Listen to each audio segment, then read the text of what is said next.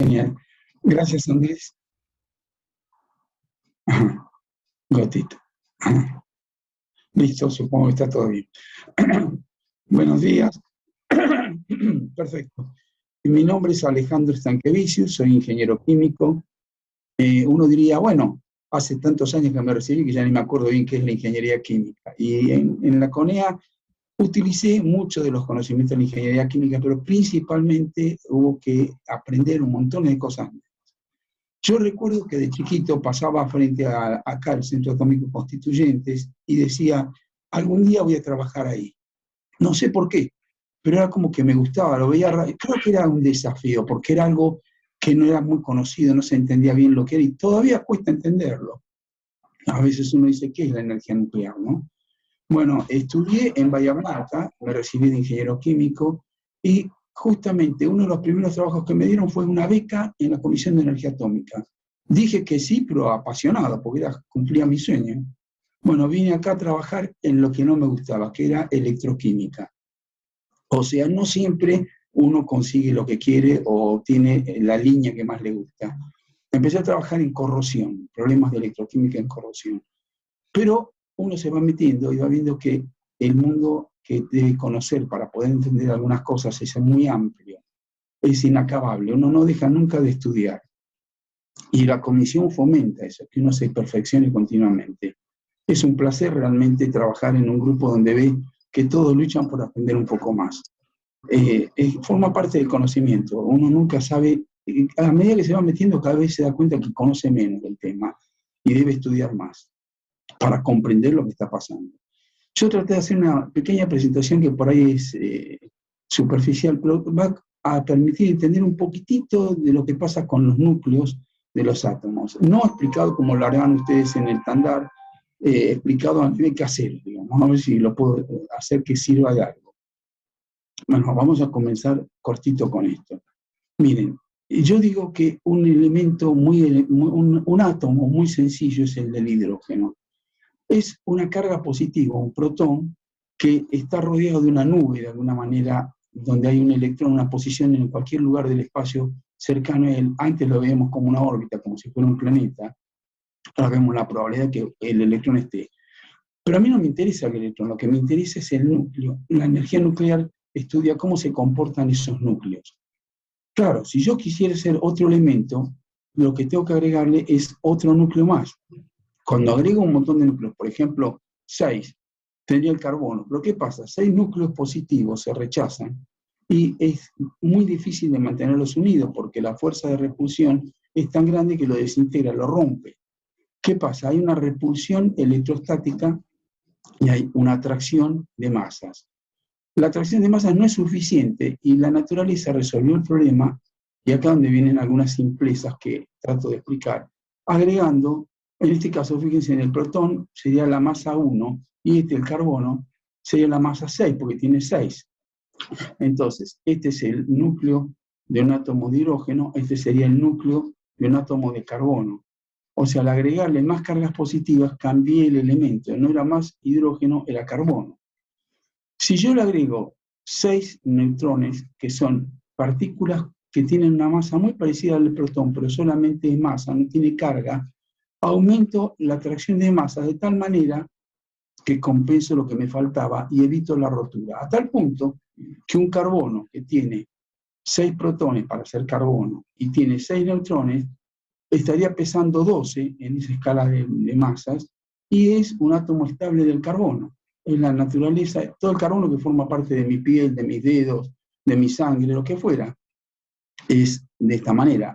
Existen otros arreglos posibles. Podría ser que la naturaleza hubiera puesto alguna masa más, no sé por qué, y hace que haya algo parecido al carbono que va a pesar, en vez de 12, por ejemplo, 13, porque le puse 7 neutrones. Y se comportan muy parecidos, los llamo isótopos, o sea, iguales propiedades. Entonces, cuando uno mira una tabla, veamos rápidamente, el hidrógeno tendría una sola carga. Si le pongo 2 cargas positivas en el núcleo, ya no es más hidrógeno, se llama helio. Si le pongo 6, lo vimos como carbono. Miren qué curioso, con 7, el carbono, que es un sólido, se transforma en un gas, que es el nitrógeno. Y si le pongo una carga más positiva, se transforma en el oxígeno. Con 7 me asfixio, no puedo respirar. Con 8, si fuera oxígeno puro me quemo los pulmones, pero respiro. Si le pongo 26, es el hierro. Si le pongo 79, tomé números al azar. Tengo el oro, 80, el 90 el torio y 92 el uranio. Ya vamos a llegar a ver bien este. Pero miren un detalle. Esto sería lo que los alquimistas querían hacer. Si lograra algo que estaba cercano al 79, ponerle o sacarle materia, podía transformarlo en oro. Pero ¿qué pasa? Yo le saco un neutrón al oro, perdón, un protón al oro, lo transformo en platino. Con 78 es platino. Y si le agrego 1, es mercurio. Entonces uno dice, la naturaleza entonces ¿qué hizo? Fue ordenando cargas positivas y evitando que se rompieran las cargas positivas poniéndole masa neutra a través de neutrones. Y en la naturaleza encontré entonces cargas positivas y neutrones. El uranio, que tiene 92 cargas positivas, necesitaría también, por lo menos, si acá decíamos que con 2 cargas positivas necesitaba 2 neutrones, el helio pesa 4, hoy tiene 2 protones y 2 neutrones. A medida que voy aumentando las cargas positivas, hago tal fuerza para romper el núcleo ese que debo ponerle muchos más neutrones, a tal punto que el uranio, que tiene 92 cargas positivas, no necesita 92, necesita 146. Y eso hace que 92 y 146 pesara 238, el famoso uranio 238. Vamos a tratar de ver un poco qué pasa ahí adentro. Si yo, y esto, dar un paso atrás de nuevo, tratar de explicar para entender de lo que estamos hablando. A un elemento cualquiera, hubiera sido el hidrógeno, el carbono, la X indica oro, lo que quieran, pongo un número. ¿Cómo lo identifico? Normalmente diciendo el número atómico, la cantidad de protones que tiene. Por ejemplo, si yo pusiera X, un 1 acá, estaría diciendo que es el hidrógeno este. Si pongo el 92, estoy diciendo que es el uranio. ¿Qué pasa? Como vi que tienen distinta cantidad de masa de neutrones para equilibrar la carga positiva, yo arriba le voy a poner la cantidad, la suma de protones y neutrones. Lo llamo, me está molestando la pantalla aquí. Bueno, no lo puedo sacar. Tengo la cantidad de átomos de este lado y tengo la carga si es que está neutro o no el átomo. Por ejemplo, tomemos un ejemplo, el óxido de uranio, que es un compuesto estable, que lo uso para hacer los combustibles nucleares, tiene 2 oxígenos pegados al uranio. Como acá tengo una carga positiva 6, no lo estoy viendo, me quedan 2 neutros, 2 positivos que sobran. 92 sería el número de protones que tiene el uranio, por eso estoy como diciendo una guayabada, porque estoy diciendo uranio y 92. Al decir 92 puede haber puesto X acá, pero es más fácil poner el símbolo del uranio. Y estoy diciendo que tiene 143 neutrones porque 92 más 143 pesa 235. Este es uno de los isótopos del uranio, vamos a verlo después. Por ejemplo, este compuesto que haría este UO2 con 2 cargas positivas se uniría a 2 nitratos dando nitrato de uranilo. Uno diría, como el nitrato tiene una carga negativa, el UO2 tiene 2 positivas. Y hasta podría como químico ver qué estado de oxidación tiene el uranio, cuántos electrones le falta a este uranio. No vamos a entrar en eso ahora, pero si es necesario lo aclaramos un poco mejor.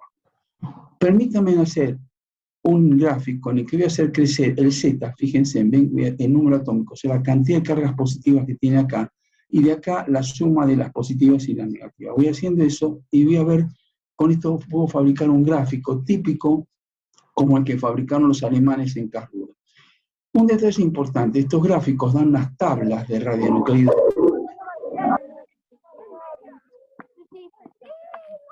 Hay un ruido, se escucha. Bueno, ahora sí. Voy a mutear a la persona que esté... Sí. Ahí debe ser un micrófono abierto. Bueno, cuando yo escribo y pongo, si tuviera siempre 92, todos los uranios se van a poner en esta línea horizontal. Y a medida que voy aumentando la cantidad de neutrones, voy a ir creciendo para este lado. Por eso el 238 está acá, y uno diría, ¿qué le pasaría al 234 o al 235? Estaría de este lado. Vamos a verlo después. Primero permítanme ver esto, que sería un arreglo con 92 cargas positivas que tiene una fuerza tremenda para romperse por repulsión electrostática. compensada con 146 neutrones. O sea, tengo 92 protones y 146 neutrones. Eso me da la masa atómica de 238. Un número redondo, no es exactamente 238. Acá redondeé los números para que se entienda. Entonces, ¿qué pasaría? Si esto es estable, estaría de por vida, uno lo encuentra en la naturaleza. El uranio es estable, pero tiene una posibilidad de ir lentamente desintegrándose. Es como que yo tuviera una copa de vidrio, por ejemplo, y le sacara un pedacito. La cachara un poquito, pues la estoy lavando, la golpeé y le salté un cachito. Automáticamente, en forma natural, el uranio es algo así. Se desintegra lo que se llama por desintegración alfa.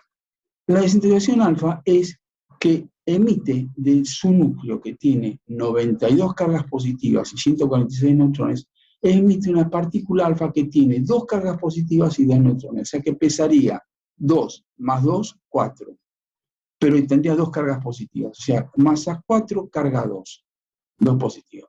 Entonces, si yo agarro y le resto, y ¿qué haría? Al bajar 2 en el Z, porque perdí 2 protones, bajo 2, hago 1, 2, bajé 2, y me muevo otros 2 más para hacer los 4 de la masa. Entonces, ¿a dónde caigo? Fíjense, si yo tenía 92 y perdí 2 cargas positivas, quedé en 90. Si tenía 146 y perdí 2 de neutrones, quedó en 144. Cuando sumo, eso da 234. ¿Qué es esto, 234? No es más uranio porque no tiene más 92. Acuérdense que dependiendo de la cantidad de cargas positivas que tenía, o sea, de protones, era el elemento. Habíamos visto que con 1 era el hidrógeno, con 2 era el helio, con 90 y pico era el uranio, con 90 era el torio, con 92 era el uranio.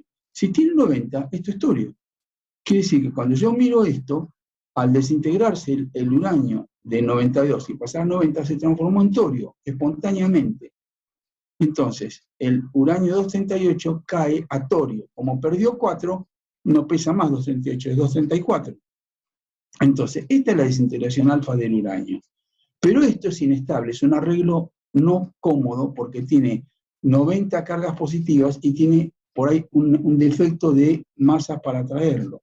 Al ser inestable, ocurre una desintegración que no la voy a explicar rápidamente, es la beta menos, pasa a otro elemento que se llama protactinio y termina de nuevo como uranio. ¡Epa! El propio uranio 238 se desintegró y se transformó en uranio 234. Esto es lo que ocurre naturalmente con el uranio si yo no lo obligo a hacer otra cosa. Una copa de vidrio la puedo cachar de a golpecitos o puedo golpearla violentamente y romperla. El violentamente y romperla va a ser la fisión, la rotura, la escisión de esa copa de vidrio, que es el uranio. Lo veremos a posteriori. Primero entendamos esto. Entonces, el uranio 238, por más que yo lo quisiera purificar y tener uranio puro, lentamente se va contaminando con otro isótopo que se llama uranio 234, que puede tener propiedades distintas, porque la masa en el núcleo es distinta, pesa 4 menos. Entonces, el comportamiento puede ser distinto, a tal punto que tarda 1.000 millones de años, aproximadamente 4.000 millones de años, en desintegrarse en la mitad. Y tarda, 10 a la 5 sería 100.000. O sea, entre 1.000 millones y 100.000, es mucho más inestable, se rompe más rápido. Por eso, en la naturaleza, encuentro mucho 238 y poquito 234. Bueno, y tratando de continuar con esto, veamos algunos detalles más. Supónganse que yo tengo uranio 238. ¿Qué pasa si en vez de dejarlo que se cache un cachito, le empiezo a tirar piedras a la copa de vidrio? O, bueno, ¿qué sería tirarle piedras? Sería tirarle partículas neutras, neutrones, a la materia. ¿Y qué haría la materia cuando le pega a los neutrones? Bueno, puede hacer varias cosas. Hacerle ole y rebotarlo, o que le saque un pedacito, o romperlo totalmente. O sea, yo tiro una piedra en una copa de vidrio, la puedo romper o no. Veamos qué pasa con el uranio 238, y en la naturaleza yo voy a encontrar que como es bastante más estable que los demás isótopos, tengo casi el 100% que es uranio 238. Cuando voy a buscar uranio, y encuentro uranio en una mina, o uranio en una pared, o inclusive trazas de uranio en nuestro cuerpo, no porque yo trabaje en la Comisión de Energía Atómica, sino que son oligoelementos Y hay tras esos materiales, también debe haber de platino, oro, un montón de minerales, o de metales, o de elementos, que están en el cuerpo de uno en microcantidades, o nanocantidades, pequeñísimas cantidades, que forman parte de algunas enzimas, algunos compuestos que regulan la vida. Si uno no tuviera esos elementos, por ahí habría procesos biológicos que no funcionarían bien. Pero el uranio, en general, se lo busca en donde hay grandes concentraciones, cerca de las montañas, donde puede haber concentraciones de uranio. Bueno, por suerte, digamos, supongamos en Tandil, en la Sierra de la Ventana, cerca de Bahía Blanca, hay uranio también, pero nadie hace minas porque no hay una concentración adecuada, es muy bajo. Vimos que no vimos el uranio, es otro isótopo, el 235, que hay un poquito, menos del 1%, 0,7% para redondear. Y el 234 que era que venía de la desintegración del 238. Por eso cuando yo lo encuentro casi el 100% de este y casi nada. Y miren que hay no 0,1 ni 0,01, 0,005. O sea, es despreciable la cantidad de 234 que hay porque este desaparece rápido en comparación. Ahora, ¿qué pasa si yo a este uranio lo dejo de caer? Va al torio 234, daba protactinio y da uranio. O sea que yo teniendo un poco de uranio, no puedo evitar tener un poquito de torio, nada casi, un poquito de protactinio, un poquito de uranio 234. Y también este uranio 235. ¿Qué pasa si le pego un neutrón? El neutrón podría hacer esto, aumentar el peso del uranio, si lo captura. Si lo captura y va a uranio 239 porque pesa un poquito más, entonces el neutrón, ¿cuál fue el problema? Yo tenía, digamos, un núcleo de uranio 238. Al querer meterle un neutrón, tengo que hacerle lugar, abrirlo un poquito.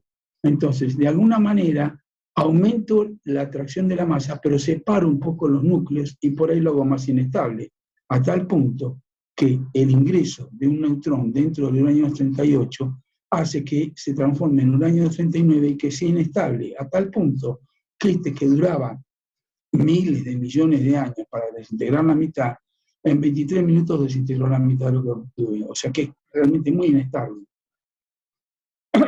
De alguna manera, este elemento va a ser algo muy claro. Va a desintegrarse, transformándose en otra cosa. Alguna reacción nuclear va a ser, como hizo el uranio para pasar a torio por desintegración alfa, llegar al 234, desintegra el neptunio y ese da plutonio. Entonces, si yo tengo uranio 238 y lo bombardeo con partículas neutras, con neutrones, y logro que esos neutrones penetren dentro del núcleo, voy a obtener plutonio. O sea, en un reactor nuclear, que es un generador de neutrones, de alguna manera, vamos a ver cómo, ese reactor nuclear me permite producir plutonio. Pero los neutrones no les puedo decir pegarle solo a los 238. Si tengo uranio natural que tiene estos tres isótopos, el neutrón le puede pegar a este, le puede pegar a este o le puede pegar a este. Cuando le pega a este, puede hacer que el 234 pase a 235. Y si le pega a este, que lo puse en rojo, es porque es inestable, fácil de romperlo. Cuando le pega a este se fisiona, se rompe. Y se rompe no desintegrándose un pedacito, saltando un pequeño extracto, sino que se rompe en dos pedazos, bien grandes. O sea que el núcleo que pesaba 238 se rompe en dos pedazos. Uno que pesa cercano a 100 y otro que pesa cercano a 138, o un poquito menos. Después lo vamos a ver mejor. Bueno, si yo le pego con el neutrón muy fuerte por ahí, en vez de meter un neutrón más, le saco el neutrón ese que entró acá, agitó el núcleo y le saca otro neutrón, y en vez de hacer una reacción de que un neutrón produce un uranio 239 y emite energía como gamma, se llama reacción N-gamma, haría N2N, o sea, entra un neutrón, iría acá y esto vuelve para atrás y viene a este. ¿Cómo ocurre este proceso? No vamos a explicarlo, sino que rápidamente entra un neutrón y salen dos. Conclusión que lo que pesaba 238 en vez de ir a 239 se fue a 237. Entonces empiezo a ver que en un reactor, en un generador de neutrones, cuando yo pongo el uranio empiezo a tener una colección de radionucleídos distintos. ¿Qué es lo que ocurre cuando un reactor como el de Atucha o el de Embalse está trabajando? Va quemando el uranio 235, que es muy inestable y se va fisionando, y va produciendo plutonio. que también es inestable y que podría fisionarse. O sea, gasto uno y genero otro. Va cambiando sutilmente el combustible, que era inicialmente todo uranio, en un combustible que va a tener uranio, plutonio, neptunio, protactinio, torio, cualquier cantidad de cosas. O sea, va haciéndose complicado. No solo eso, sino los pedazos que se rompen lo llaman los productos de fisión. Y ahora vamos a tratar de ver un poquito más eso. Bueno, sigo viendo qué pasa en el reactor o en el donde yo tengo una fuente neutrónica, donde haya neutrones golpeando a la materia. En este caso estamos viendo que golpeando a los elementos pesados, ¿no? Bueno, sigo. El plutonio 239 podría... Alejandro, esos distintos procesos, vos no elegís cuál ocurre. Ocurren todos con una probabilidad que decidió la naturaleza, ¿no? Exactamente. Hay uno lo llama, tiene un nombre, se llama sección eficaz de captura neutrónica. Esto es como que, ¿qué probabilidad hay de que el neutrón al pegarle haga esa reacción? Por ejemplo, si el neutrón le pega acá y le pega con la energía adecuada y se queda dentro del núcleo, es la reacción N-gamma, tiene una probabilidad. Pero si le pega con mucha energía y arranca otro neutrón, hace no la N-gamma, la N2N, es otra probabilidad. Entonces, cuando yo lo pongo en el reactor, dependiendo de la energía que le dejo, o cómo filtro los neutrones para que tengan la energía que yo quiero, puedo fomentar que ocurra la reacción N-gamma para producir plutonio, o que ocurra la N2N para producir uranio 37. Eso es la habilidad que tiene el operador del reactor nuclear, si es que la función sería producir radionucleidos.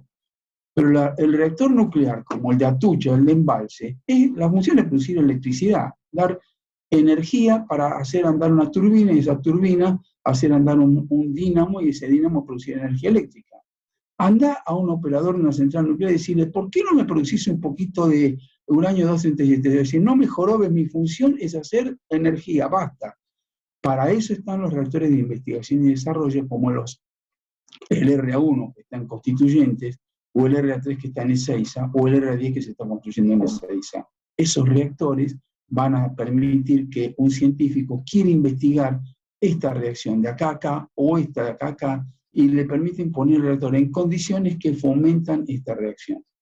Por eso, los reactores de investigación y desarrollo permiten descubrir este tipo de procesos, o estudiar a fondo este tipo de procesos. ¿Quedó más claro así? Bueno, sigamos. Buenísimo, gracias. No, por favor, gracias por pedir la aclaración. Si es que el plutonio le pega un neutrón, porque claro, al pegarle a esto, por ahí le pega a este también.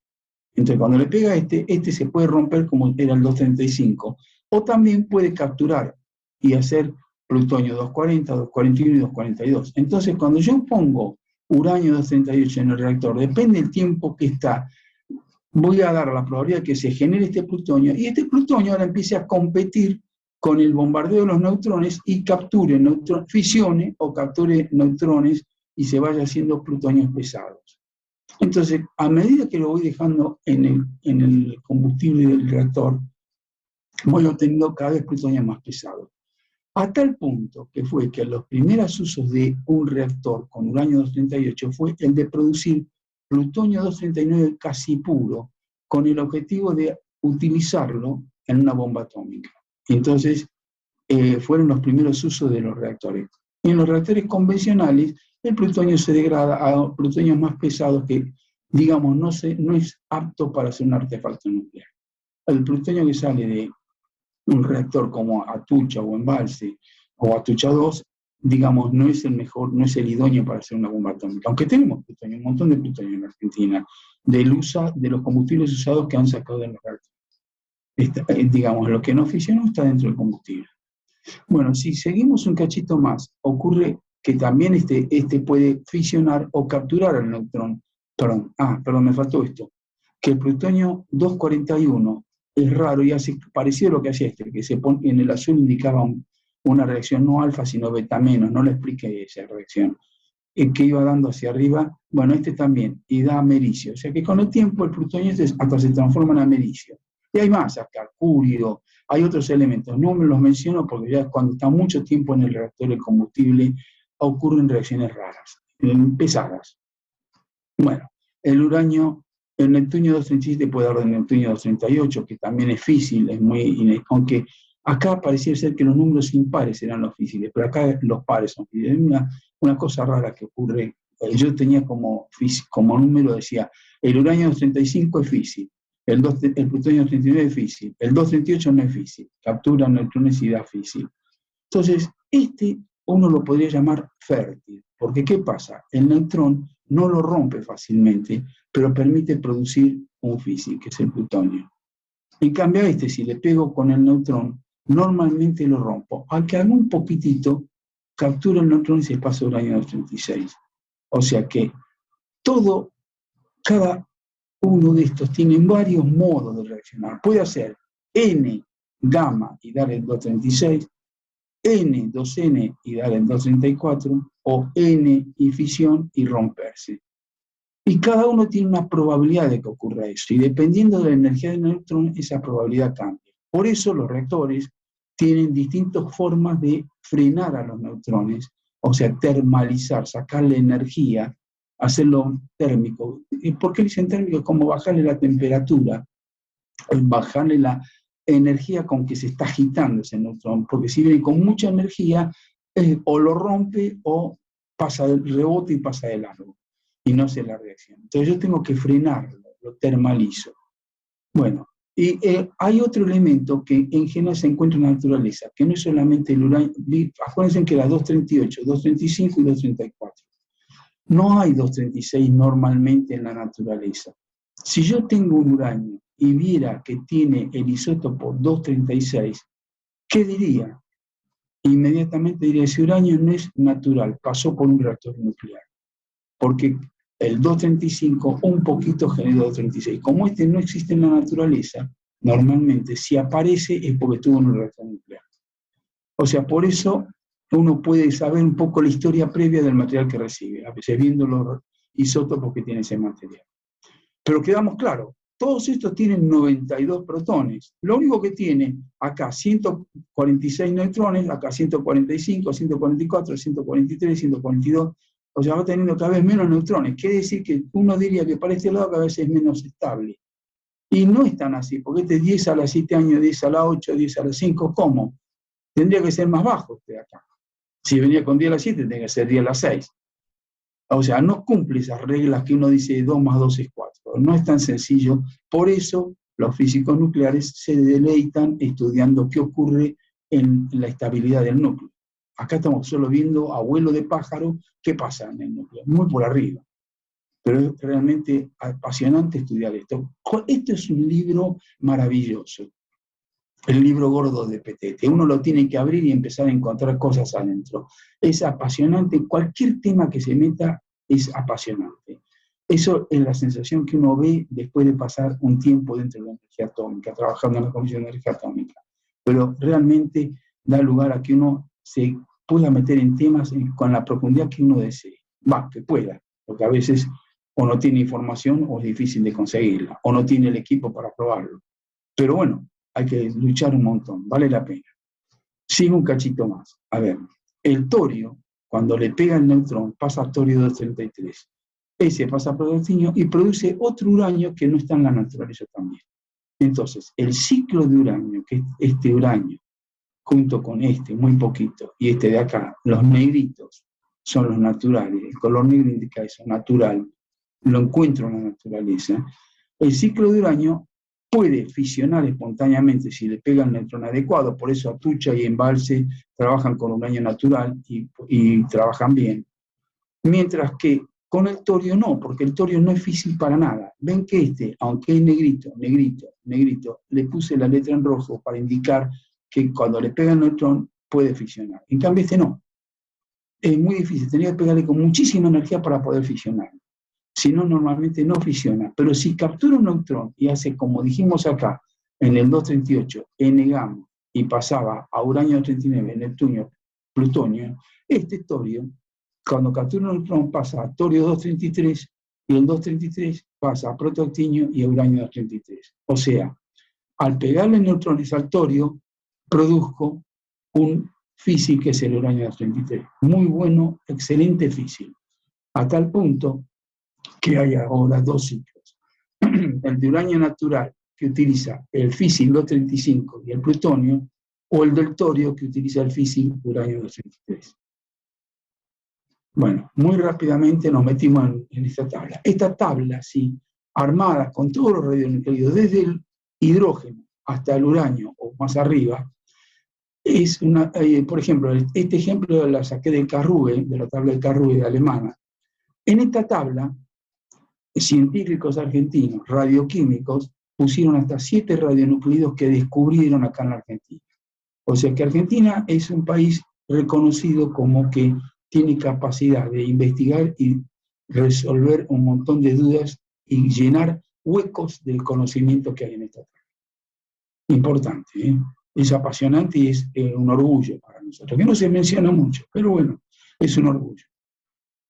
Hay otros elementos como estos protactinio 231, torio 230, hay otros elementos. Acá hay una pequeña aclaración, y no sé si la leo como para que quede claro, que como no tiene el apunte no les va a quedar. El uranio natural, o sea, 234, 235, 238, que posee un 0,71, muy poquito de lo que le permite bajo ciertas condiciones emplearlo directamente como combustible nuclear, atucha, embalse, atucha 1 y atucha 2, o usarlo como materia prima en procesos donde yo trato, supónganse que yo tuviera una torta que fuera de un bizcochuelo, y a mí me gusta el chocolate, y digo, escúchame, el uranio 35 es el chocolate, pero hay tan poquito, es como que sería una torta con chips de chocolate. Hay algunos granitos de chocolate dentro de la torta. Yo tendría que decir, si yo quisiera comerme una buena porción con mucho chocolate, tendría que manotear el pedazo de la torta donde están los chips apilados. Pero los chips están distribuidos parejos. Entonces yo tendría que ir agarrando pedacitos de torta donde está el chip. ¿Y cómo hago? Hay métodos que se llama enriquecimiento del uranio. Es tratar de algún proceso recuperar más de este material que del resto de los materiales. Por ejemplo, si yo tuviera 1 kilo de todo esto y pudiera sacarle los gramos que hay de me quedaría unos gramos de este muy enriquecido. Vamos a tratar de ver un poco de eso a continuación, enseguidita. Termino de hablar lo que dice acá y vamos a ver esto de cómo enriquezco el uranio. Bueno, lo uso como materia, al uranio natural lo uso como materia prima para recuperar los chips de chocolate, ¿no? O sea, el 235. En el caso del torio, no puedo sacar un uranio 233 porque no existe hasta que no lo bombardeo con neutrones. Entonces, es necesario irradiarlo, o sea, ponerlo en un reactor, irradiarlo y generar uranio 233. Hay unos reactores rápidos que tienen un flujo que pierden muchos neutrones por las paredes del reactor. Y si yo pongo el torio como una especie de blindaje para que no pierdan esos neutrones que los hubiera perdido, le pegan al torio y me producirían uranio 233. Entonces estaría quemando algún físil como el 235 o el plutonio en el núcleo y generando en la periferia otro físil. Si yo genero más de lo que gasto, es un reactor reproductor. Y esto a futuro permitiría decir, cuando se agoten las reservas de uranio, tendríamos todavía las reservas de torio para seguir produciendo energía nuclear. Esto a futuro sería interesante. Bueno, voy a tratar de mostrar acá. Cuando yo tengo, esto lo saqué de internet, se encuentra y dice que tiene por ahí la reserva del uso del material. Entonces le pongo acá la aclaración para que nadie se enoje. Bueno, si al uranio 235, que tiene 92 cargas positivas y 143 neutrones, le pego con un neutrón de la energía adecuada, no mucho como para que no rebote, por ejemplo, que esté frenado, con poca energía, no muy veloz. Cuando el neutrón, ahora vamos a ver un detalle, le pega acá al uranio, ¿qué haría? Entra dentro del núcleo y ahora va a pesar 236, porque le entró una masa unitaria más. Este uranio, que no es normal, no lo encuentro en la naturaleza, está vibrando, oscilando ese núcleo, ese arreglo de partículas. Al entrar ese adicional, hace que de alguna manera que en algún momento se estire un poco, es mal explicado, se estire ese núcleo y se pueda cortar en dos. Esto sería la escisión, la rotura, la fisión de ese núcleo de uranio.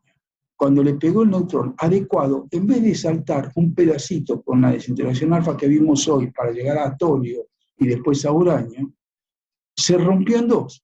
Al romperse en dos, libero el exceso de energía que hay en esa unión, y esta energía es muy grande, porque yo entré con un neutrón que tendría del orden del electrón volt. Uno diría la energía que tiene rápidamente, la energía que daría un volt de diferencia potencial a un electrón en un campo eléctrico de un volt.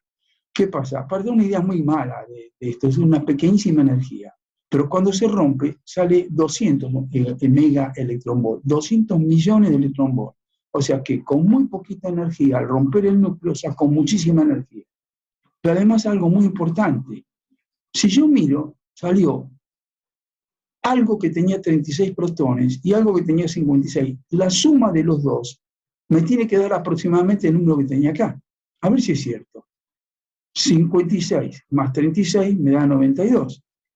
Hasta ahora va todo bien. O sea, todos los protones están acá. Los que estaban en el uranio, cuando le pegó el neutrón, están en estas dos mitades. Claro, pero 56 no es más uranio, es bario. Y 36 no es más uranio, es criptón. Entonces, el uranio dio dos pedazos que son fragmentos de fisión. Como había muchos neutrones, el peso es muy grande y eso está mal equilibrado. Y este núcleo es inestable. Y va a tratar de emitir pedacitos de materia que tiene ahí adentro, y entonces es radioactivo, hasta que se acomode y llegue a algo natural. Entonces la fisión, o sea, la escisión, la rotura del átomo de uranio por el impacto de un neutrón, produce productos de fisión que son muy radioactivos, energía, y además saltan fragmentos. Es como que rompí la copa en dos pedazos y saltaron chip o pedacitos de escoria, el chip de pedacitos de vidrio, que son neutrones, igual que el que le pegó acá. Pero un neutrón me produjo dos fragmentos, energía, dos o tres fragmentos. En general la fisión es binaria, puede haber ternaria, en tres pedacitos. Energía y tres neutrones, o dos neutrones. Entonces, uno produjo dos o tres.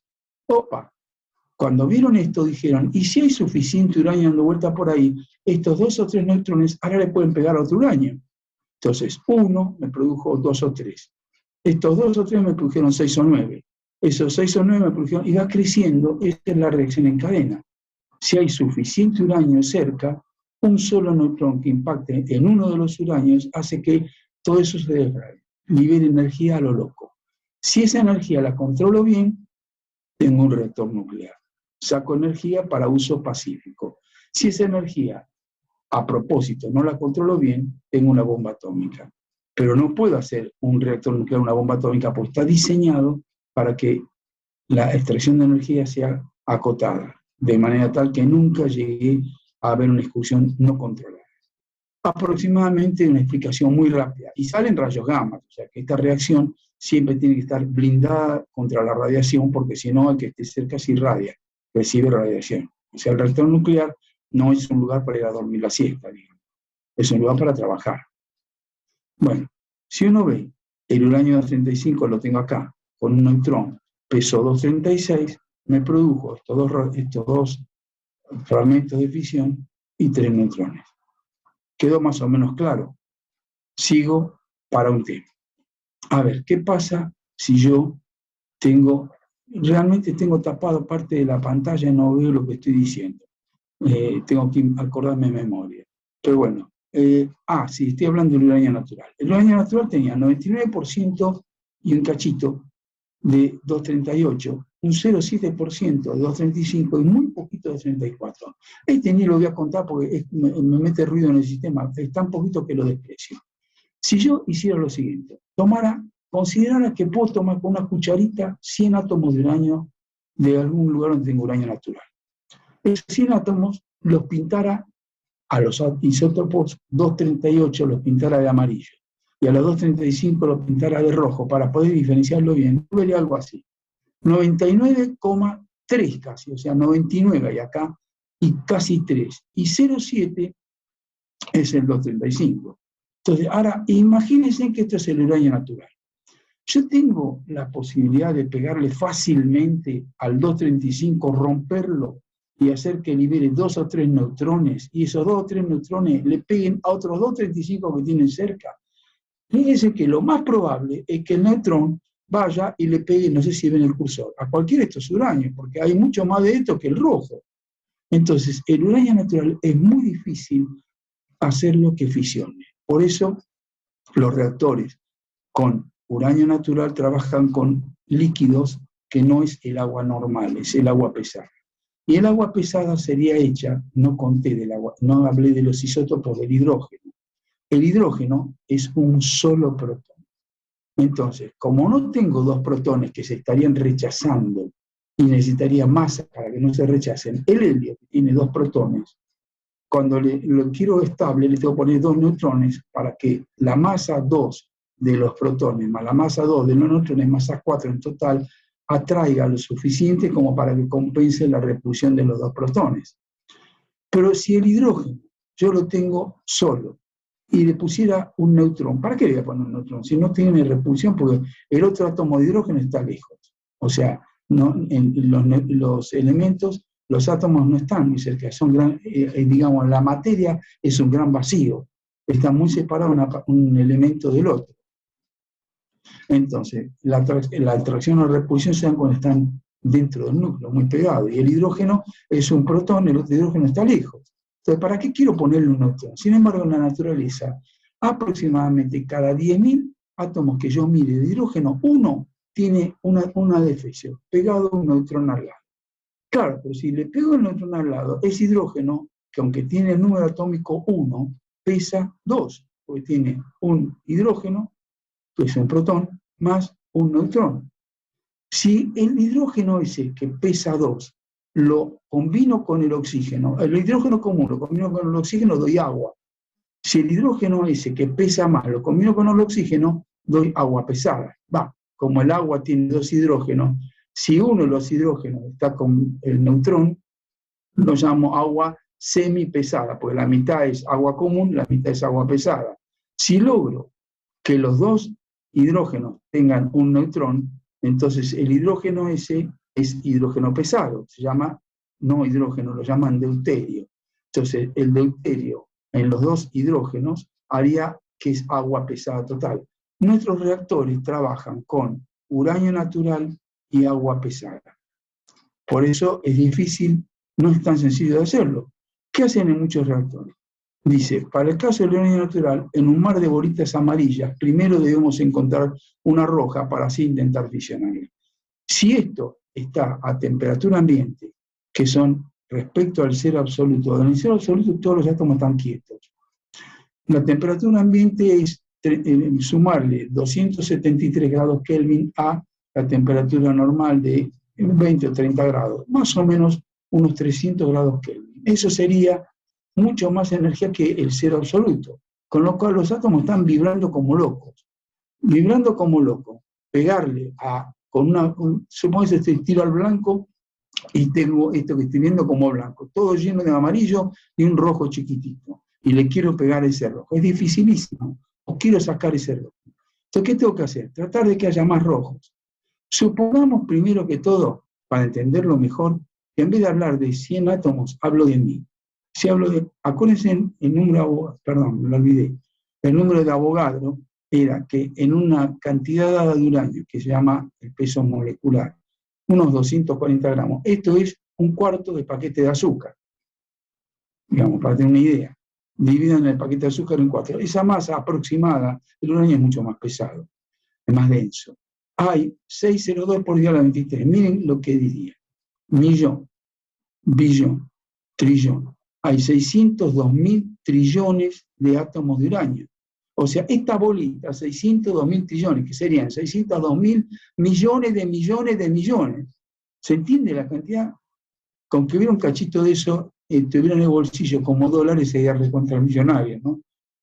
O sea, esto es una bestialidad de partículas. Entonces, no puedo hacer 100, vamos a hacer un poquito más lógico, hagamos 1000. En 1000, como multiplico por 10 todo esto, 1000, habría 993 bolitas rojas, amarillas, y 7 bolitas rojas. Las 7 bolitas rojas estarían distribuidas al azar, así, ahí. Esto es lo que uno vería, pero hágalo esto en miles de millones, hay un montón de bolitas rojas. O sea que yo puedo hacer un reactor, pero tengo que tener cuidado cómo freno a los neutrones y a dónde le hago pegar. Cómo lo evito de que pegue al amarillo y trato que pegue en el rojo. Bueno, hay todo un desarrollo ingenieril para hacer eso. O sea que acá es donde aplica el ser un ingeniero. Te ayuda a entender lo que necesita el físico nuclear, cómo lo resuelve el ingeniero. O sea, el equipo del físico nuclear dice hay que pegarle a la roja. El ingeniero dice hagamos la máquina de tal manera.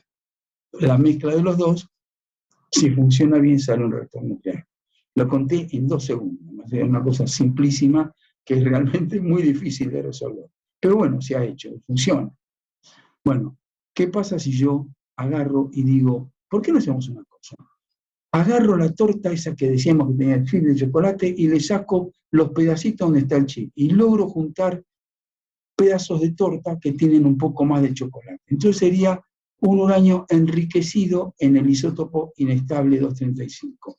Si lo logro así, habría, por ejemplo, un 5%, un número aproximado, de las bolitas rojas y un 95% de las bolitas amarillas. Entonces, cuando lo dibujo, ya se ve de esta manera.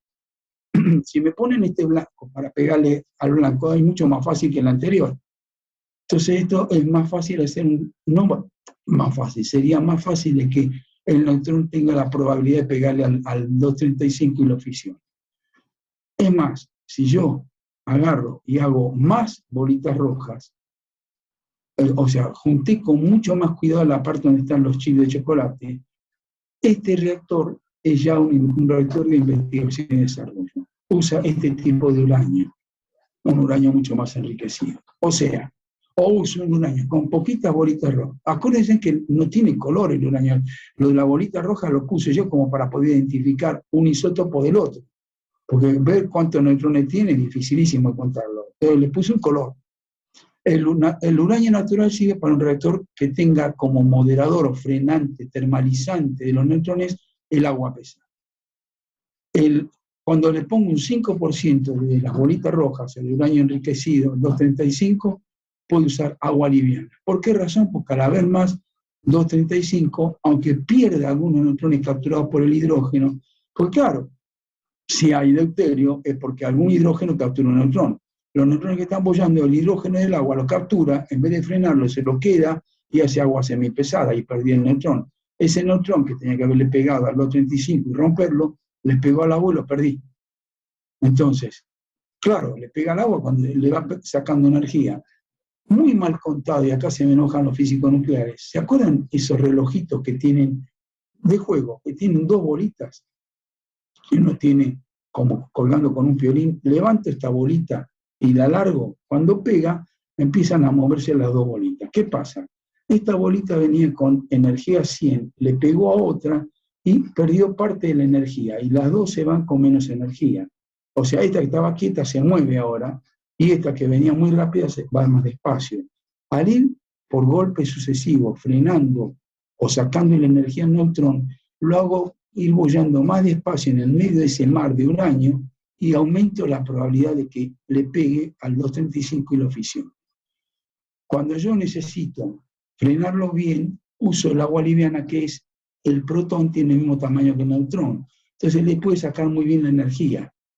Ahora, si yo usara uranio para sacar la energía como una bola tan grande, el neutrón viene y rebota totalmente. Es como venir con una energía 100, pegar en algo muy grande y no le saco nada de energía, rebota y sigue con la misma energía. Entonces, no sirve el uranio para frenar el neutrón.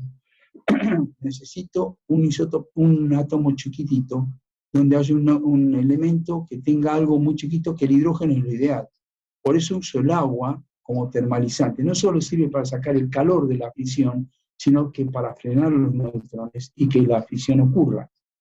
Pero si yo tengo muy poco 235 como el uranio natural, los pocos neutrones que pierdo, capturados por el hidrógeno del agua liviana, no me permitirían que queden suficientes neutrones para que ocurra la fisión continua, o sea, la reacción en cadena. Con lo cual, si yo dejo agua liviana al lado de uranio natural, el reactor no funciona. Es un tacho como que tuviera combustible de madera. Bueno, ¿qué pasa cuando yo aumento la cantidad del 235. Le estoy poniendo uranio 235 al 5%, me puedo dar el lujo de usar agua liviana. Entonces, en el mundo existen reactores de agua pesada con uranio natural o de agua liviana con uranio enriquecido. La gran mayoría son de agua liviana con uranio enriquecido. Hay un porcentaje bajo de uranio natural con agua pesada.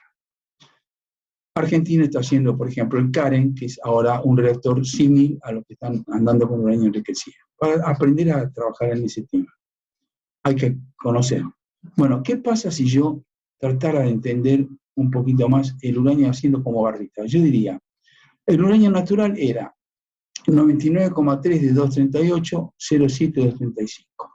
Cuando yo le pongo un poquito más, apilé de este lado, es como que tuviera un frasco con bolitas, la pared y la bolita pesada se fueron de este lado. Estoy viendo todo el 235 de este lado. No es cierto, en la naturaleza no es así, pero es para tratar de entenderlo. Cuando tiene muy poquito 235, tan poquito como esto es natural. Un poquito más ya es levemente enriquecido. Hasta el 20% sería levemente enriquecido. Sin embargo, esto ya no es levemente enriquecido. Yo tengo una torta y le puse chantilly, esto de chantilly ya es importante. O sea que no es levemente enriquecido. Pero ¿qué pasa? Con este material es casi imposible hacer una bomba atómica. Entonces, es como que fijar un límite. Por debajo del 20 es todo uranio levemente enriquecido. Aunque debería ser este natural y este levemente enriquecido a lo sumo, ese ya es enriquecido. Pero así lo llaman. Y en inglés le dicen low enriched uranium, o sea, uranio levemente enriquecido. Todos estos son, este es natural y este es el low. Así lo venden, así se usa, así se lo conoce. Este es una especie de, ya aprendimos a decir algo que es como una especie de sobrenombre casero, ¿no? Es el low, tengo el low. Bueno, en cambio, si yo estuviera muy concentrado en la parte de los chips de chocolate, sacara todo el resto y dejara solo esto, sería altamente enriquecido. Y este es el que se utiliza para hacer artefactos nucleares. Entonces, cuando un país trata de enriquecer hasta acá, es un país que tiene fines nobles. Cuando un país va para este lado, tiene fines bélicos. No hay vuelta que darle. Bueno, esto es una clasificación internacional que se utiliza nuevamente. El del año 35 al 90%. En la Argentina trabajamos con estos materiales. Alejandro, no, una pregunta. Sí, antes había reactores que funcionaban al 90%, esos reactores fueron reacondicionados para trabajar con levemente enriquecido, ¿no?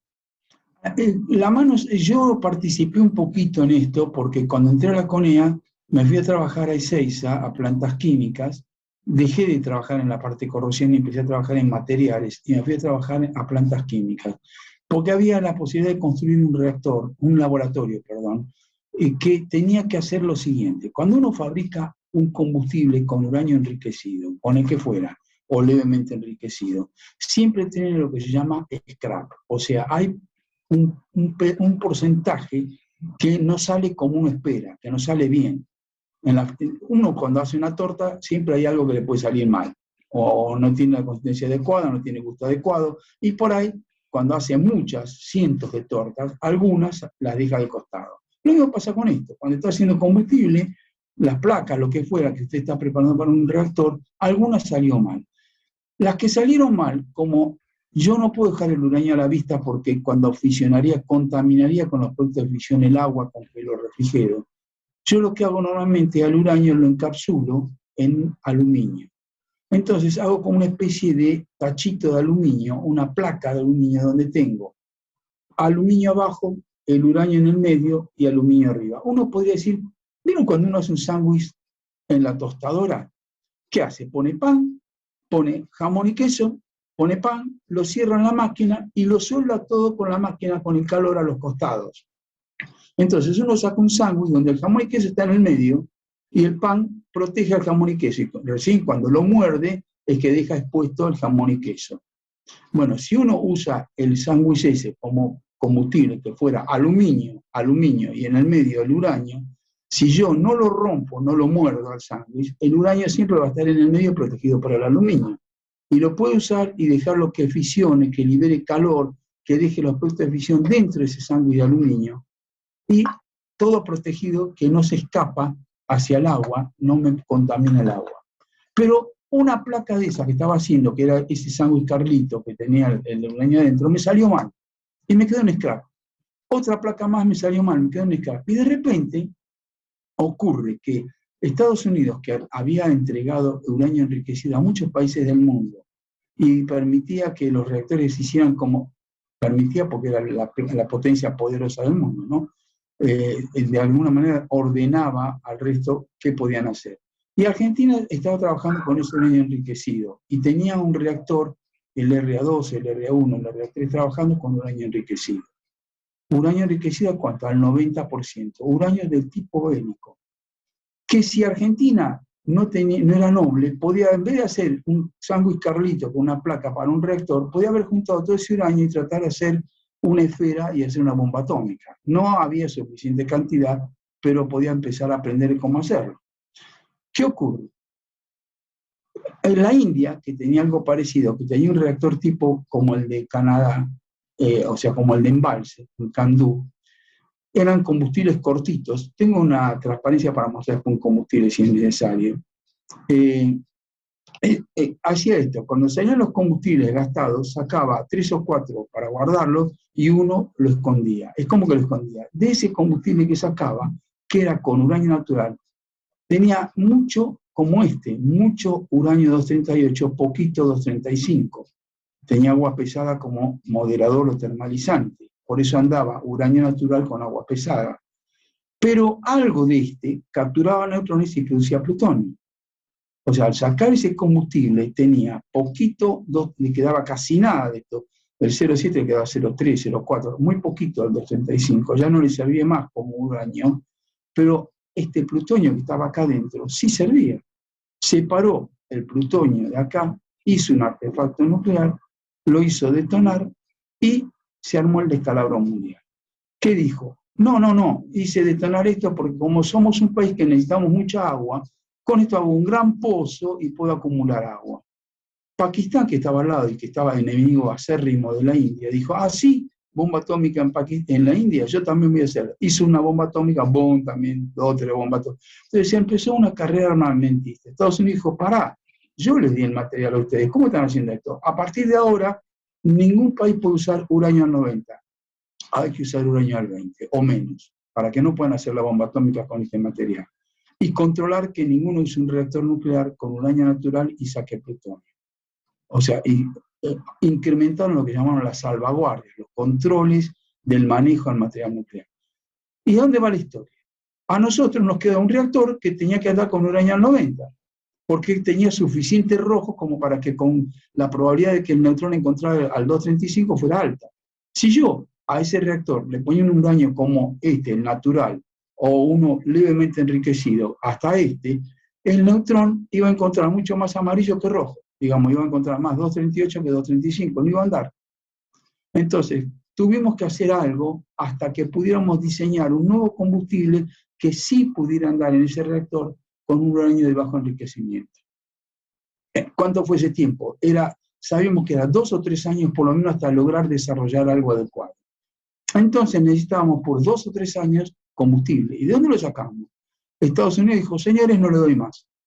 Se nos acabó el nuestro, ¿y qué hicimos? Busquemos los scrap, los restos que nos quedan. Pero eso era un material que estaba mezclado, ya hecho de sándwich.